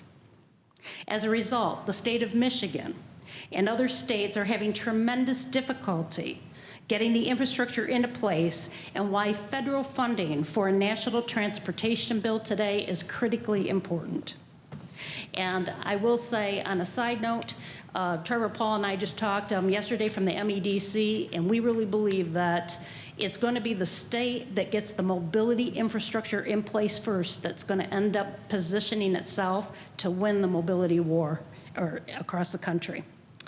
So let me give you an example of why the infrastructure is so important.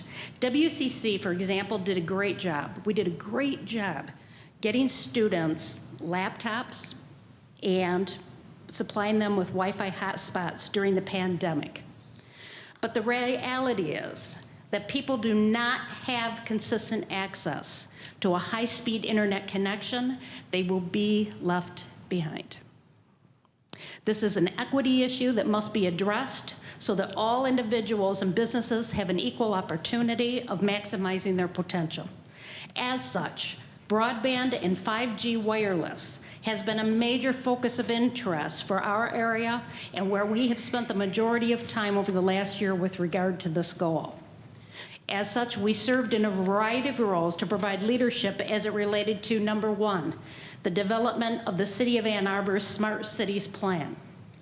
Number 2, the broadband implementation project to connect Ann Arbor and Ypsilanti along the Washtenaw Avenue corridor through dollars that were obtained through the LDFA.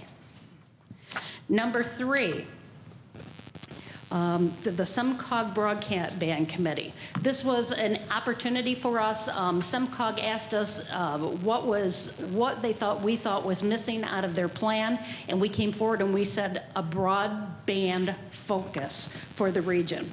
And what happened as a result of that was a large meeting, and consequently, the establishment of the SEMCOG Broadband Committee, which we are now serving on, to identify the high-speed internet access needs of southeastern Michigan, and for presenting a national model for developing mobility education and training at the invitation of the United States Department of Transportation. We will be presenting to other educators from around the country on what we've done. So finally, we identified a training opportunity also related to the development and deployment of online on-demand broadband fiber optics and 5G wireless training. And as a part of, that was part of what Brandon referred to as a USDOL grant that we went after at, I want to say it was around election time. And we worked with Verizon to put that proposal together. The second goal that I'm going to talk about is research and develop expanded programming to respond to the 21st century training needs of individuals, business, and industry. As stated by the Center for Automotive Research in 2020, the key to optimizing operations in an organization in the 21st century is to connect business functions through the collection and analyzation of data from a systems perspective. That is called data analytics. Consequently, strategy, process, technology, and people must now work in concert to collect, manipulate, analyze, process, store, protect, and utilize data. This represents a seismic shift for business and industry, and literally in every single industry. In this regard, the Corporate Training and Lifelong Learning Department has developed 13 online, on-demand data analytics and artificial intelligence training classes that were vetted through the Quality Matters metrics, as Pete Basile described earlier. Thank you, Pete. And we launched those nationally through a training vendor that we partner with in April. And as a result, to date, thus far, we have 24 different enrollments in that programming. What's nice about that program is that virtually a person can register 24/7, any day of the week, any day within the year. So it's always available for training. So students are able to take advantage of that. Next, we expanded funding opportunities for the military, because many of the military are experiencing opportunities to be able to transition into the civil workforce. This is a way that they can use those training funds to be able to take classes in an area that supports logistics. We also designed and implemented WCC digital training credentials for all of our professional development classes. And finally, we created a training materials retail strategy that will go live in June. What that means is we created training materials with 2 Gold Star Microsoft certified developers. And as a result of that, we copyrighted those materials and they will go for sale across the country. That's it. So we've got this broadband fiber optic corridor running up and down Washtenaw Avenue. We will. What'll be the geographic extent of it? That's going to depend, because, I mean, first of all, the connection has to exist along that corridor. Once that extension exists, then other businesses will be able to branch off of that all the way out. So, you know, for the first time, you know, we just haven't had that. We just have not had that kind of infrastructure. You've had it in somewhat in Ann Arbor as a result of their work with the University of Michigan. But we have not had it along that corridor set towards Ypsilanti. And again, if it's an equity issue, we have to be able to put that infrastructure in place. And it was as a result of COVID-19 that the Department of Commerce came forward and provided us with the necessary funds to be able to do that work. COVID-19, we've heard a lot of complaints from people out county that don't have connectivity. Is that in their future? Well, that depends on the transportation bill that Congress proposes and hopefully that the Senate passes. There is, again, with autonomous vehicles and all those types of things, folks, you absolutely cannot have that running without the infrastructure. Certainly utilities are putting in sensors, and they have a plan for communicating data throughout southeastern Michigan, and I believe that plan goes through 2035, and the IBEW is very busy at work putting that infrastructure into place. But the region hadn't capitalized on the opportunity to partner with the energy industry. So now it's having to go back and take a look at how do we implement this, not just, in a rural area, you can use wireless, but the problem is, if any of you have DirecTV, you know what the problem is. If it's a cloudy day or a rainy storm, no longer do you have connectivity, right? So fiber optics lines and running fiber optics throughout those regional areas are very, that really is the backbone that's going to be able to support it. But it's going to be very costly in the rural areas, as you can imagine. Thank you. Any other questions? Dave DeVarty? Couple things. First of all, since we're right across the street from St. Joe's, I'm guessing we may be able to partner with them for the fiber optic connectivity for 5G when this corridor happens. We're looking at a $10 million rehab of this facility, the Morris Lawrence building. And I know we're doing a lot of things for energy efficiency and things like that, but I'm taken by this, where you've got the smart cities positioning. Is this going to be a smart building? Will it have smart infrastructure? Will there be smart energy? Are we, as part of this rehab, and I think it's vital that we include an investment in this technology and this infrastructure, this IT technology and infrastructure, when we're doing this? This is our chance. It's $10 million we're investing in this building. Are we doing this? I believe that as we speak, that Todd Kruger may be putting in fiber optics lines currently on the campus as part of what they're doing with IT. And of course, Well, I'm you've got to wondering have with this high-speed internet. building, our $10 million That investment in this actually- building. You know, Bill I can Johnson. answer that question. We're meeting on that tomorrow morning at 9 o'clock, truthfully. Okay. And that will Is that be good Todd. Yeah, That's good enough, but to talk about I'd like just to hear what you've more. said, and I appreciate I'd like to hear that. more that we're just meeting on it. I'd like to hear that we're doing it. Because we're spending $10 million, now's the time to do it. Well, I'm sure that I will be back before you, all of you, asking for more money. And,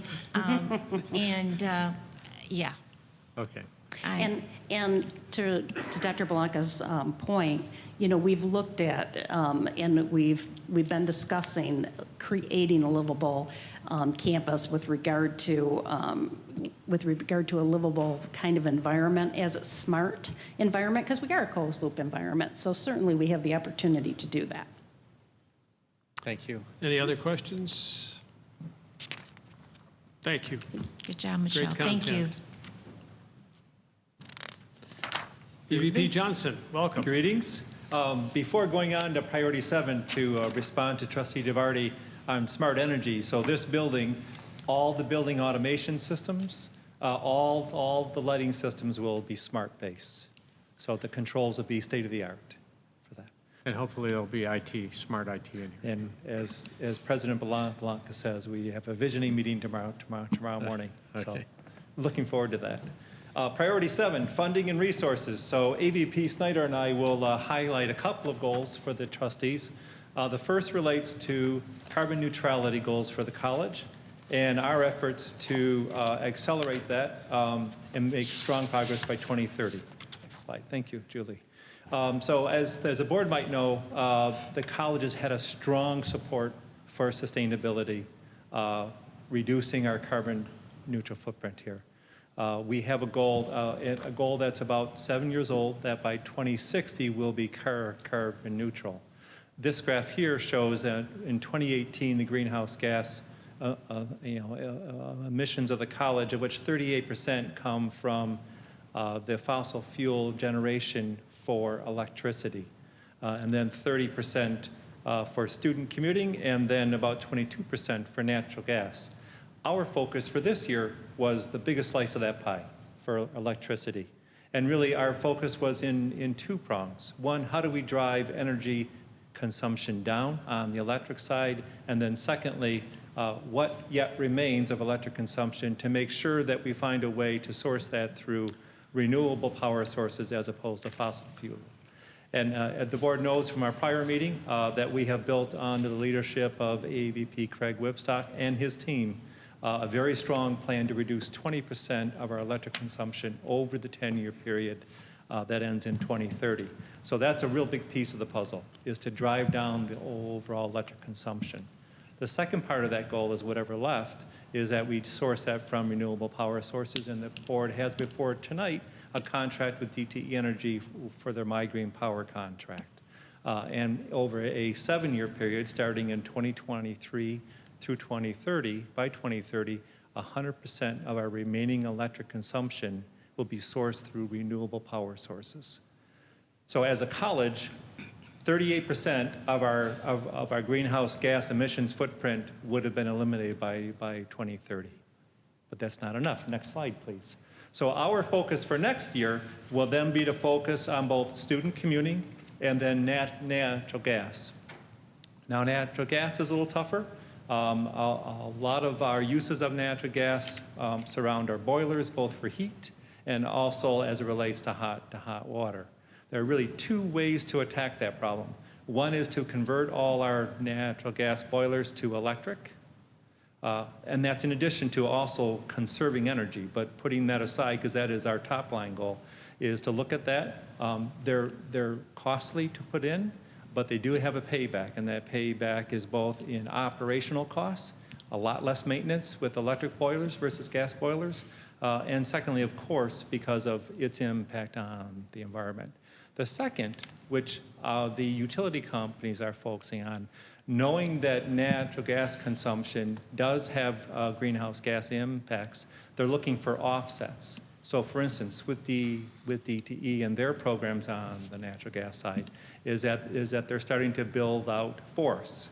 And the forests are meant to replace and offset the impact of the fossil fuel impact from use of natural gas. So we are going to study that hard over the next year, and we'll be making recommendations to the board to eliminate the 22%. Now, as to student commuting, you just heard two great presentations from Bannon Tucker and Michelle Mueller, both as relates to electrification and then smart cities. And so I think in this region, and specifically in Washtenaw County, we have a strong opportunity to work with our student community to leverage both our mass transit systems and other forms of automation to be able to have our students avail themselves of electric and renewable power commuting sources as opposed to conventional. That's a big goal, but it's one that I know, given where we are and the leadership that we have, that can be attained. So our goal is to eliminate not just the electric, which we have a sound plan for, but also natural gas and student commuting. What will that 2060 number be? I'm not sure yet. We're going to work hard on that and try to get that down as close as we can to 2030. And we will leverage the sustainability committee that the college has had for a long time. Thank you. Are there any questions of EVP Johnson? Ruth? I'm getting confused, which is not unusual. So we've been talking about in advanced transportation, electrification and new battery development. So electricity's good there. And now we're talking about electricity that's generated from fossil fuels, which is not good. So where are we on the whole philosophy, implementation, and use of electricity? Our goal as a college is to find ways to reduce electric use per se. Right. But from a transportation sector and other uses of automation, the use of electricity as driven through renewable power sources will also get to a place of zero carbon footprint. So we think the two are very, very compatible. utility companies, both DTE and consumers here in this state, have goals. So for instance, with DTE, their goals are by 2040 that all of their coal power plants have been retired and been replaced with renewable sources. Consumers Power has similar goals. So we think that the goals around electrification and the increased use of electricity, but sourced through renewable power sources, is very compatible with our goal of reducing and eliminating our carbon neutral footprint. And that also is compatible both with the city and the county's goal to try to be carbon neutral between 2030 and 2040. So the automobile electrification is also based on renewable resources generating electricity. It's although the use of electricity in and of itself is not based on that assumption. Right. The auto companies are strongly investing in the build out of renewable power sources as well. Okie dokie. So it's renewable power sources that is the foundation of all of this carbon footprint It change. is, yes. Wind and solar, the solar arrays that are appearing around the county, that's one example. I'm Any not other asking discussion, comments? Great, Thank you, Thank Bill. you. Thank you. AVP Snyder, welcome. Thank you, Chair Milliken. Hello. Hi. I wanted to talk to you about the second part of the Priority 7, which is the funding and resources. We have two goals that I'm overseeing, interrelated. One of them is to pursue grants that align with our mission and strategic plan to increase revenue. And the second is to complete a 3-year strategic fundraising plan for goals, including a $2 million student emergency fund endowment, increasing our capabilities in mobility in smart cities, and securing restricted funds for newly identified initiatives. So these goals are clearly related, and one focuses on raising funds and has been focused on raising funds for current needs, STEM, STEAM, liberal arts. We've had a bigger focus on finding funds for that, for our work in advanced transportation, but also is the second part of that goal, which is to raise funds, plan to raise funds, set up the infrastructure to raise those funds for the initiatives we've been hearing about this evening, not the least being mobility in smart cities. But we also have a lot of other areas we're looking at. We need to look at the workforce development angle and how that's going to benefit, especially those two goals. Who's going to work in those areas? Healthcare, another part. So we're working in those two goals, and we have set up the infrastructure over the last couple of years. One, by hiring a grants manager. When you hear about all the different opportunities, the different grants, we have a really strong grants infrastructure. We have a committee made up of internal leaders and a grants manager, and we have a great partner in the finance department who works with us to put all these together.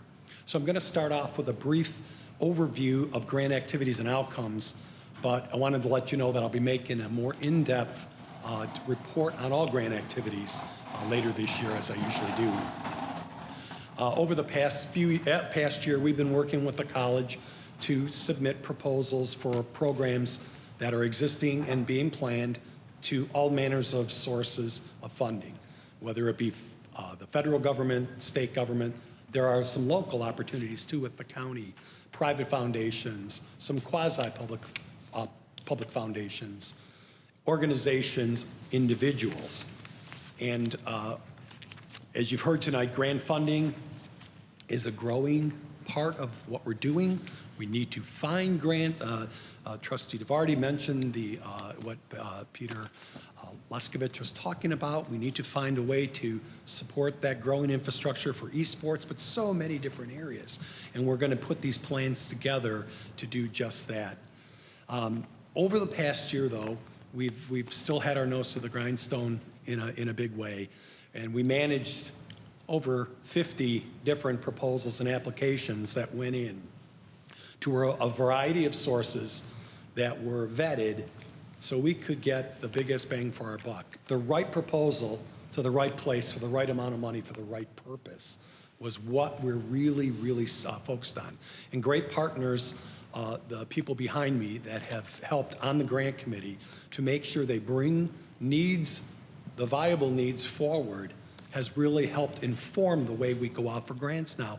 There's no willy-nilly seeking of grants. We're out there being with a purpose to the right sources for the right purpose. Over that year, though, we have good news. As you can see, that we raised approximately $3.2 million for existing annual and renewable programs across the campus community, and even better, $1.7 million in new awards for approved projects and initiatives that are coming. This $5 million take has enabled us to continue supporting many of the new goals and the continuing goals. Next slide, please. So I wanted to point out that fundraising is flourishing as part of grants management. It's highly important that the world knows we're out there as a viable fundraising organization. One of the issues facing community colleges, and which we've overcome thanks to the good work of the trustees, our foundation board, and others, is helping the world to understand that we have needs, and we have needs for resources the same as so many universities, hospital systems, major enterprises. So it's incumbent upon us to get the word out by sending out grant proposals and letting the world know we have things that are going to benefit this community, benefit our students, benefit the world, is really incumbent upon us. So we've done that by building up the grants infrastructure, and we will continue to do that going forward. The reason I wanted to mention that fundraising can flourish is that you can see that over the year, with proposals to individuals, companies, and different asks, we raised, in addition to the $5 million, another $1.1 million in donations that supported 14 new scholarship and new for the college student emergency fund endowments. Now we're going to be building that infrastructure, and I'll talk about that in a second. Specifically, we raised $81,000 for the student emergency fund, and we supported 117 students with awards up to $500 each. $81,000 is more than we spent, but the bad news is we are catching up. I borrow money in my budget everywhere I can because during this pandemic, we need to help the students, and we're going to need to help the students going forward. I think the best part of the whole slide is that 84% of the students getting help through the Student Emergency Fund are still in good standing or have graduated. It's an unbelievable number, and it's certainly a testament to why we need to build that endowment, do the planning, put the infrastructure in place, and continue to have the money to serve a greater number of students. I would like to take, before I move on, an opportunity to thank Trustees Milliken and DeVarty for their service to the foundation over the last year again. You spent countless hours, I know. Trustee DeVarty sitting on the screen vetting proposals, and Trustee Milliken for being all of our different committee meetings. Thank you for the service. Next slide, please. Before I finish, I wanted to give a quick real-time example on why we need to build the infrastructure, why we need to build this endowment for mobility, for smart cities, for workforce development, for STEM, for STEAM. We need to put that in place so we can continue to raise more money and support more students. A case point here is the Student Emergency Fund and what we're going to need to do.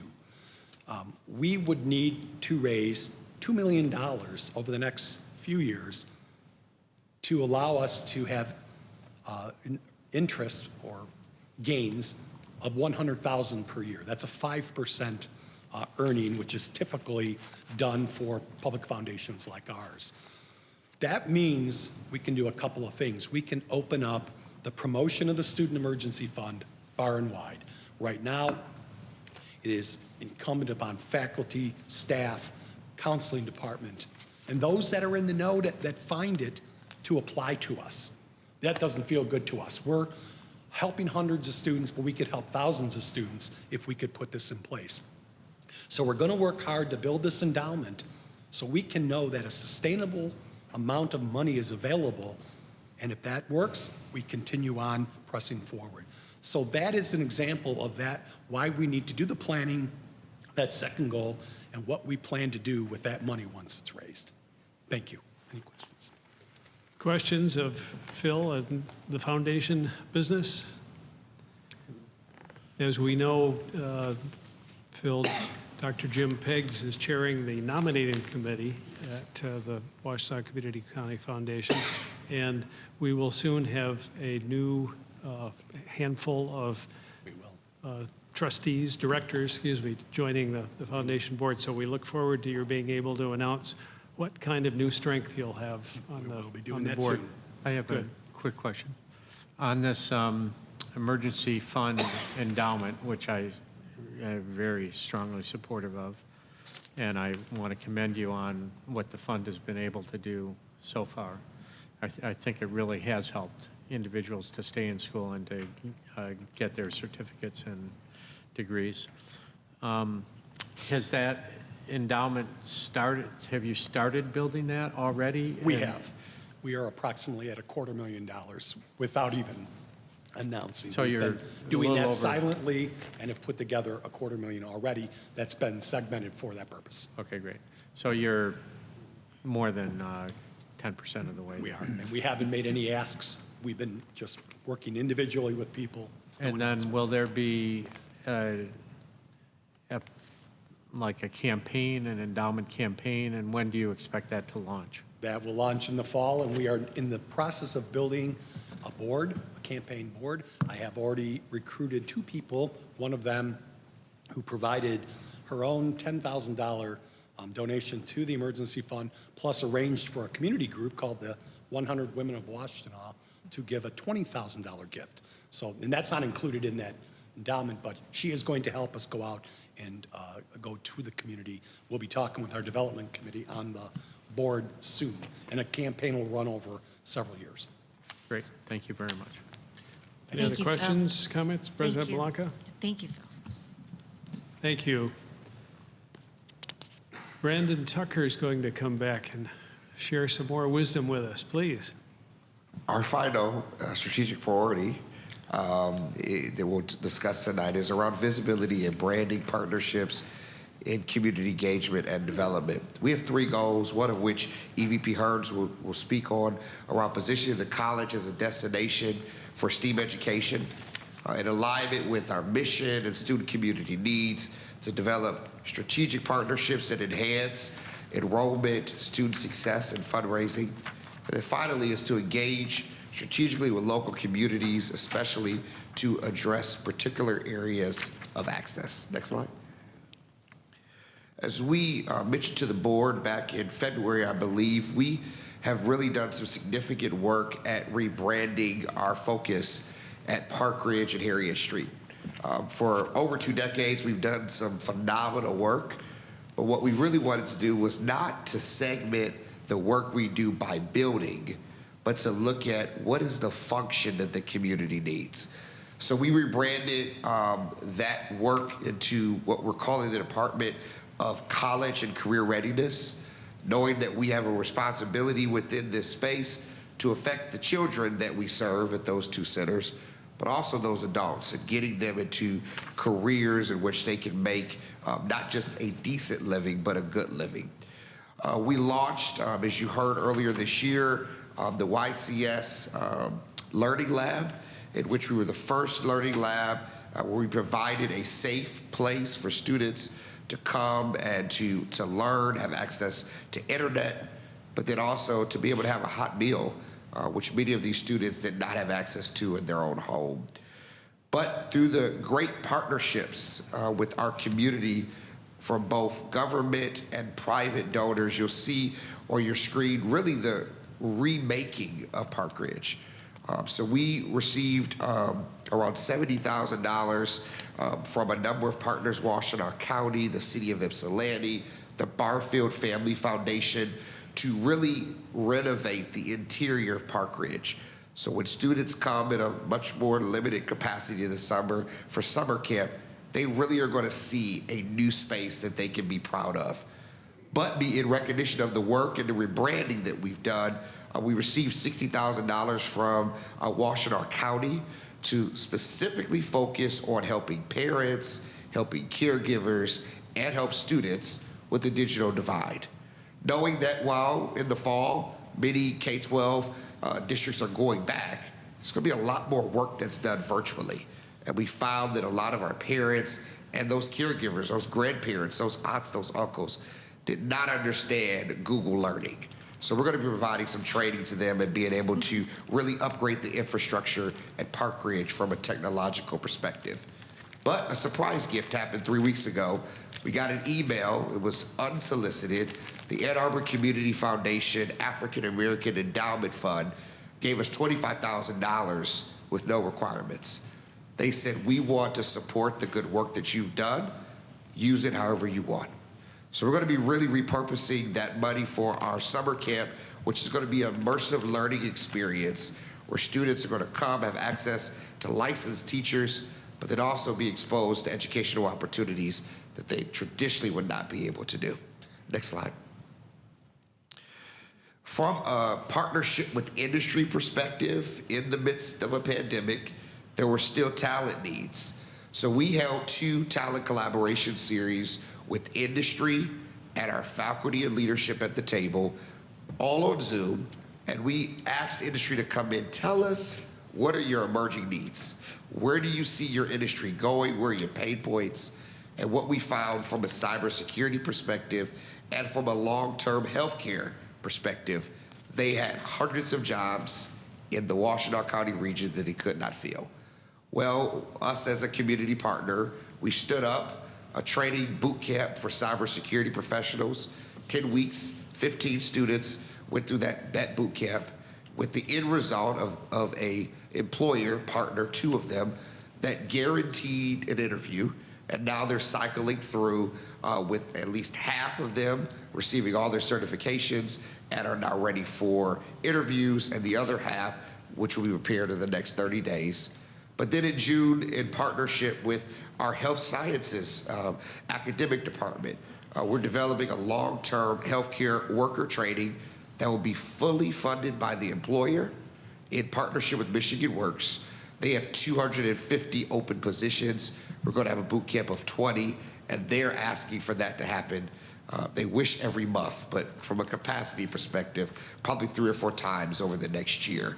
So that was one way that we heard from industry, got our faculty experts at the table, and then partnered to develop some short-term programs to hopefully help what was a talent crisis in the county. Before I move on, any questions? Great. Ruth, please. I have 2 questions.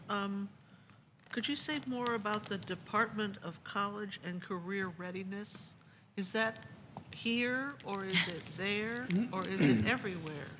It is hopefully everywhere. Yeah. It essentially, we segmented Park Ridge to just service youth and Harriet Street just to service adults. And we said, we really need to look at not functioning as buildings, but functioning as an approach. So that department really looks at the whole life cycle of our K-12 students, but then also those adults, and it's the existing staff, so Anthony and team, and essentially just operationalized their work. So it wasn't just attached to a building, but that it was a more intentional or strategic approach. And my other question is, do we have a cybersecurity program? We do, and so within that cybersecurity talent collaboration series, Cindy Mills, who's our lead faculty, was on that Zoom call, as well as Eva Samolsky, our dean of that area. And what we did in partnership, that program is more of a long-term program for more advanced positions. Yeah.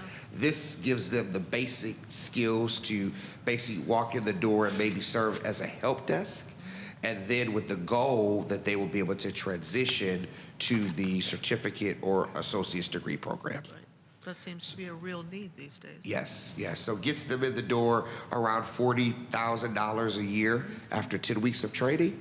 And then as they transition to the academic program, that salary jumps to 60 to 80 grand.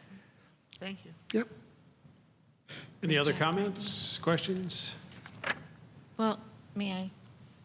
You know, Brandon has done an amazing job. Everyone has. Every single person that you've heard this evening, they've done an outstanding job. But and I don't mean but, I would like to just share with you that Brandon has refocused Parkridge. He has focused on that digital divide. The work he has done this summer with Ypsilanti School District and with government was amazing, and it was not easy. So, Brandon, thank you. Thank you. Thank you. EVP Hearns? Thank you, Brandon.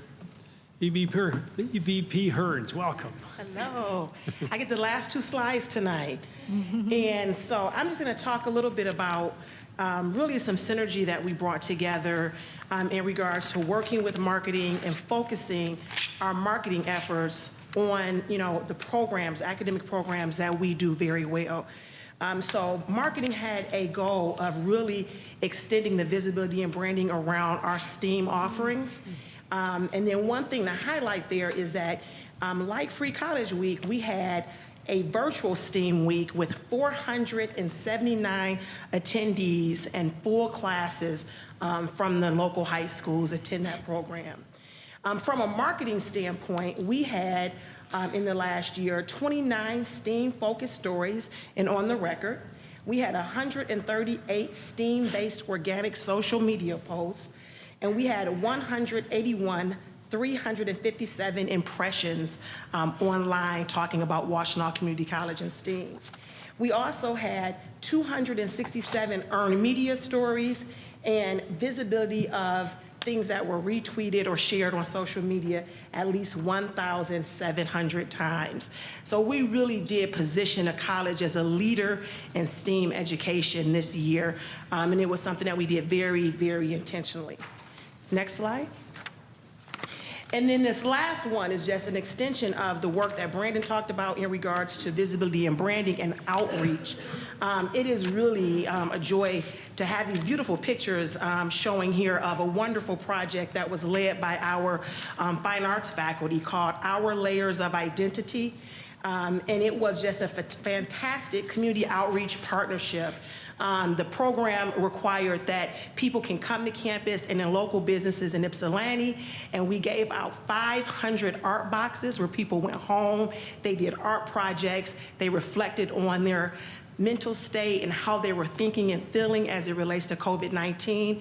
And then we had with the city of Ypsilanti a public art showing on their first Friday of May. And it was a well-attended event. People are still going to the city of Ypsilanti to look at their art projects.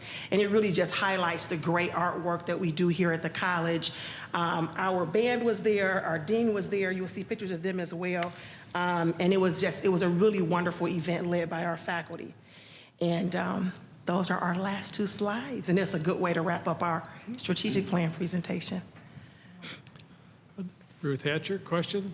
So I'm learning about electricity, and now I'm learning about renewable resources. So do we have a program for that? Do we have any preparation for our students to be involved in that field? So right now, we actually had our Dale Petty, who was one of our faculty members at the college for a very long time, retired.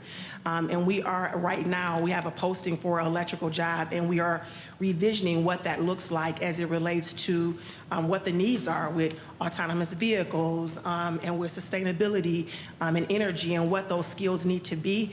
I know at the last board meeting, you asked that question about the presentation that Bill Johnson gave. So we're re-envisioning what that looks like to make sure it can fit and we can prepare students for those jobs of the future that are changing. Yeah, so consider renewable energy as part of that. Yep, absolutely, absolutely. Any other questions or comments from trustees? Thank you. Thank you very much, Kim. May I say one thing? All right, I'm not going to say this anymore. They did this and others during COVID. During COVID. That's great. So, Fabulous. thank you. Thank you. Well put together, Julie. Thank you very much. Reports. Monthly reports, personnel recommendations, tab B in your packets. The recommendation is that the Board of Trustees approve the personnel recommendations as submitted. Do I hear a motion? So moved. Second. And support from Ruth, thank you. Is there any discussion? Ruth Hatcher? Under the full-time employment ending, of course, is the list of the child care professionals who won't be here anymore. It's sort of our biggest purge since IT, I think. I wonder who's next, frankly, but this is, you know, I did the addition without a computer, so I got 181 years. I don't know if that's right or not, but that's a lot of service to the college for those people, and I hope they are being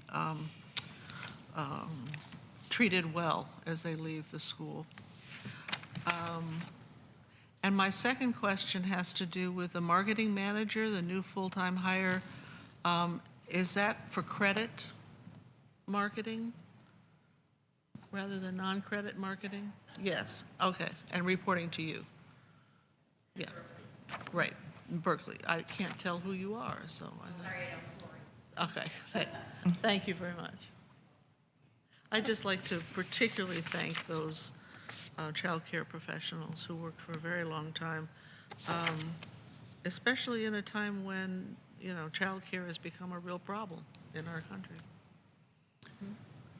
Trustee McKnight Morton. Yes. On that same note, I just want to give a shout out about Deborah Freeman, who has been here for 49 years in the child care facility. And I really appreciate all of her services being here, but also the others who've been here for a length of time, 19 years, 2 with 23 years, and the other one is 27 years. I added it up, and it was 122 years of those 4 people or 5 people. That's a lot of experience, knowledge of child care. So I'm like Ruth. I'd like to congratulate them all on what they're going to be doing in their next life. You know, because there's always something else out there if they choose, but there is something else out there. And I wish them luck. Thank you. Any other comments? The recommendation is that the Board of Trustees approve the personnel recommendations as submitted. All in favor say aye. Aye. Aye. Are there any opposed? The recommendation is approved. Thank you. Financial reports for April 2021. EVP Johnson, before we vote on these reports, do you have some light that you would like to shed on them for us? Thank you, Chair Milliken. Just a couple of notes for the board. If you turn to the third page, the page with all the numbers and on the finances, just want to point out that the trends that the board are seeing this month are consistent with prior months. You'll note that revenue is down about $3 million, tuition and fee revenue being the biggest part of that. A noteworthy point is that summer is actually trending slightly above budget, which is great. And the work of the faculty and staff that have helped to engage with students has been amazing. And we've also enjoyed the benefits of the 2 state programs during this pandemic. Future for Frontliners and the Reconnect programs have had a positive impact on enrollment. Most of that growth for summer has been with the adult community, which with those 2 programs were targeted for that. So that is tremendous. On the cost side, you will see that we're actually below budget about $7 million and consistent with prior months. That is largely due to the fact that we've been in remote operations, both on the part-time staff being down as well as the non-personnel expenditures with that. And then at the very bottom of that, you will note that per the board's approval last month for the funding of the Morris Lawrence project, that we transferred $10 million out of the general fund and into the plant fund to support that project. So you will see that that large minus there for that. And that concludes my report. Thank you. Bear with us just a minute. The recommendation is that the Board of Trustees receive the financial reports for April 2021 as follows: General Fund, Deferred Maintenance Fund, Capital Fund, and Combined Schedule of Investments, all funds. Do I hear a motion? So moved. Second. I've got a motion and I've got support. Now, is there any further discussion? Ruth Hatcher, did you have a question? I have excuse my question, but where does the operating transfer come from? Transfers from to? Yeah, the operating transfers is the sum of a number of budgeted items. So for instance, funding to the campus repair and maintenance fund or the technology infrastructure. So those are all transfers out of the general fund that are going into the plant fund or the debt service fund. And that refers to the total operating transfers? The total is Yes. 1 million? Yes, Okay, that's thank you. correct. Thank you. Any other questions or comments of EVP Johnson? One question. Dave Tavardi? So the state programs for frontline workers or those assistance programs which helped us meet our enrollment projections and actually exceed our budget projections in the spring, summer, are those going to be continuing programs or are they ended or ending? Well, that's a very good question. That is currently up for debate for the fiscal 22 state budget.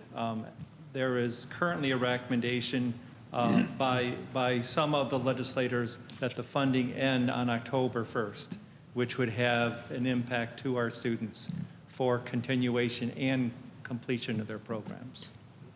So the state budget year ends at the end of September. That's correct. Does that mean that there will be these grants available for students entering in the fall? Yes, there'll be grants available, but potentially, depending upon when their courses would be enrolled, because we have a lot of late start courses, as well, that this may impact fall enrollment for them. Okay, thank you. The motion before us is to receive these financial reports. All in favor, say aye. Aye. Aye. Are there any opposed? The reports are received and accepted. Thank you, EVP Johnson. Let's continue with your facilities development report, please. Great, thank you, Chair Milliken. Just a couple of highlights for the board. You'll note that many of our programs are either finished or they are much in progress. So we are at kind of the end of the current funding season. Trustee Hatcher mentioned the operating transfers going to, say, the campus repair and maintenance and the deferred maintenance funds, and so we have been working very hard. One of the biggest projects that we've had that just got completed was the TI waterproofing and window replacement, and then the renovation work. The exterior work is done for that project, and the interior work is largely done for that project. We're just finishing up down on the first floor there. So that's a project that was done on time within budget. I will point out for the board on the second page under the first item under campus repair and maintenance, the SEMCOG non-motorized pathway. Trustee Davis had asked at the last meeting what I meant is it was in closeout phase, and we're finalizing the billings with the county. And so you will see that the total cost of that project was $191,000. That was about $70,000 over our original estimates for that project, and it came from two reasons. One is just the construction costs were just higher. And SEMCOG paid a portion of that money, and then the balance came to the college. And then secondly, the Washtenaw County Road Commission costs for managing that project were also higher. But I will give kudos to the Road Commission. They worked with us, and they were able to reduce their total billed hours, so they shared in that cost with us, and we very much appreciate that. So that concludes my report. Any questions, comments? Is this about electricity, Ruth? No, but it's I'm just relieved to see a parking lot repair. We haven't seen that for a while, so Thank you. Thank you. We are doing some preventative maintenance in Lot 3. And then you will see later on in the board meeting, Lot 4 and 6 that we want to continue. We haven't been parking for a while. We have not. So Mother Nature has been having her way with our parking lots. Oh, I see. So, Any other comments? Just a question about the wide roof fall protection study. What is that? we brought in a firm to do an assessment of the safety of our roofs when we had personnel up on the roofs. And so they did that assessment and they made some recommendations for us. And then we have been putting up certain barriers to add additional protective safety for our personnel. Okay. Okay. Now, I do want to stay on the roof subject here. Are the roofs going to be green? Are they going to be the green type roofs? We only have one official green roof, and that's the public safety roof. The rest of our roofs are not green roofs. Should we have green roofs for all the buildings or not? It's very costly. So it's best to do that when you originally build the building. To do that later is very, very costly. Okay. Any other comments? Thank you. When would water be back in the pond? Oh. Pardon me, Trustee Davis? When are you going to put the water back in the pond? Oh, well, Mother Nature, once again, we've been in a bit of a drought. So believe it or not, I know it looks low, but it is the proper depth, and with a little bit more moisture, it will fill up. And we're very glad that we don't have flooding in other areas that was being caused by not having proper drainage. So we are working on restoration around the pond. You can drain the parking lots into the... Now you're talking environmental problems. Environmental it is, so, yeah. We'll all be fishing soon. Good. Great. Are there comments by any members of the Board of Trustees this evening? President Belanca, remarks from the president, please. I know I said that was my last one, but I wanted to thank Kathy Curry, Kim Hearns, Linda Blakey, and Pete Leskovich, and all of the maintenance and grounds and facilities people, all the volunteers that made our commencement a huge success on Saturday. It was beautiful, and I'd like to thank Trustee Diana and Christina for attending. It was beautiful. It really was. Yes. So thank you so very much. Well done. Thank you. Well, yeah, we stood a long time. And you're here to tell about it. We're Good for here you. to tell about it. Good. Well, thank you both. Thank you all. Old business in front of us now. Tab E, Explorance Blue Experience Management Platform Contract. The recommendation is that the Board of Trustees approve a 3-year contract for Explorance Blue Feedback Course Evaluation Software not to exceed $152,048.19, billed $50,682 of which will be billed annually, with annual renewal options. Do I hear a motion for its approval? So moved. Second. I have approval and a second. Any discussion? Now, this is what we talked about the last board meeting. We talked about this at the last meeting, and it's old business, and now it's coming back to us tonight for approval. All right. I guess I have one question. So that billed annually with annual renewal options, do we have an option every single year? So we could just say we don't want to do it anymore if we so decided? And then at the end of that 3-year contract, do we have any options after that, or we look at a new contract then if we want to keep this? Okay, thank you. All right. Sounds good to me. Hearing no further questions, all in favor of the motion say aye. We need a roll call. We need a roll call, it's money. Indeed. Vanessa, please call the roll. Chair Milliken, Yes. Vice Chair Davis, Yes. Treasurer DeVarty, DeVarty, yes. Secretary Hatcher, Hatcher, yes. Trustee Fleming, Yes. Trustee Landau, Yes. Trustee McKnight Morton. Yes. Thank you. The motion is approved.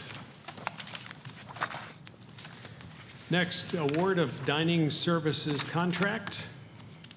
The recommendation is that the Board of Trustees appoint Creative Dining Services as the provider of dining services on the first floor of the Student Center building for the period of June 1, 2021 through May 31, 2026, with one optional 5-year renewal.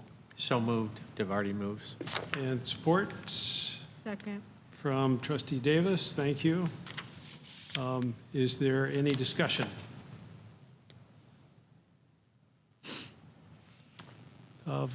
Vanessa, please call the roll. Chair Milliken, Yes. Vice Chair Davis, Yes. Treasurer DeVarty, DeVarty, yes.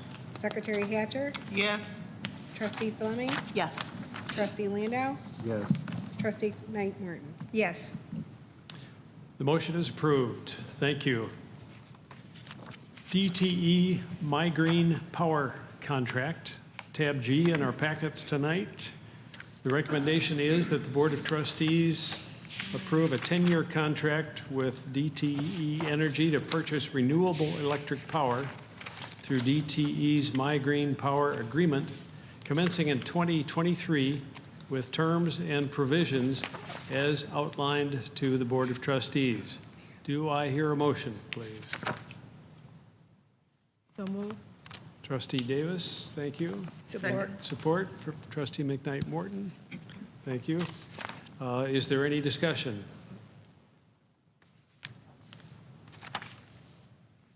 EVP Johnson, is there any light that you'd like to shed on this? No, I very much appreciate the support from the board as we continue to attain our sustainability goals. Vanessa, please call the roll. Chair Milliken, Yes. Vice Chair Davis, Yes. Treasurer DeVarty, DeVarty, yes. Secretary Hatcher, Yes.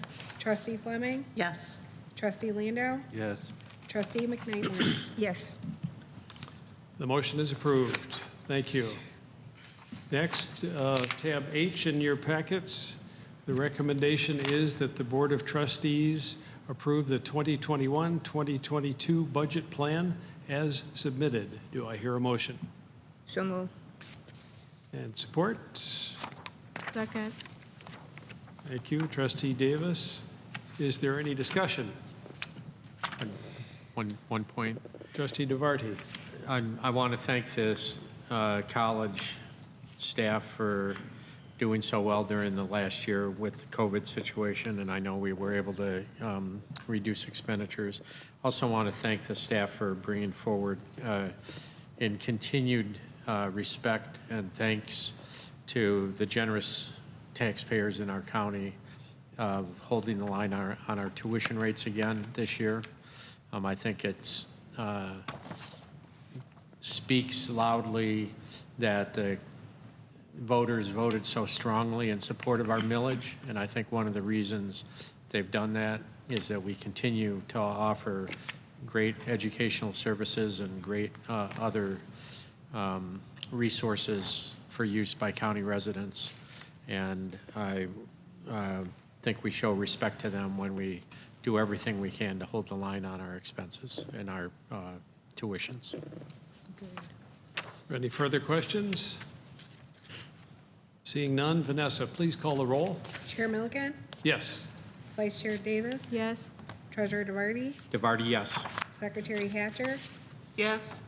Trustee Fleming, Yes. Trustee Landau, Yes. Trustee McKnight Morton. Yes. The motion is approved. Thank you. Next is a resolution to approve the 2021-22 tax levy rate for general operations. The recommendation is that the Board of Trustees approve the 2021-22 tax levy of 3.3759 mils for operations as submitted.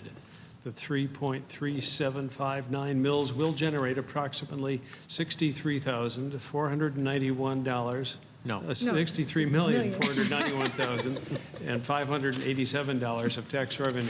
I'm glad we got that straight. Do I hear a motion? So moved. DeVarty moves.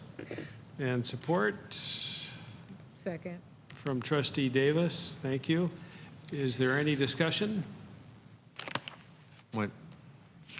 Once again, I want to thank the voters for generously supporting this institution, and our vote in favor of this is just saying we're going to apply the taxes that they've approved by a handy majority. Thank you. Any other questions? Hearing none. Vanessa, please call the roll. Chair Milliken, Yes. Vice Chair Davis, Yes. Treasurer DeVarty, DeVarty, yes. Secretary Hatcher, Yes. Trustee Fleming, Yes. Trustee Landau, Yes. Trustee McKnight-Morton. Yes. The motion is approved. Thank you.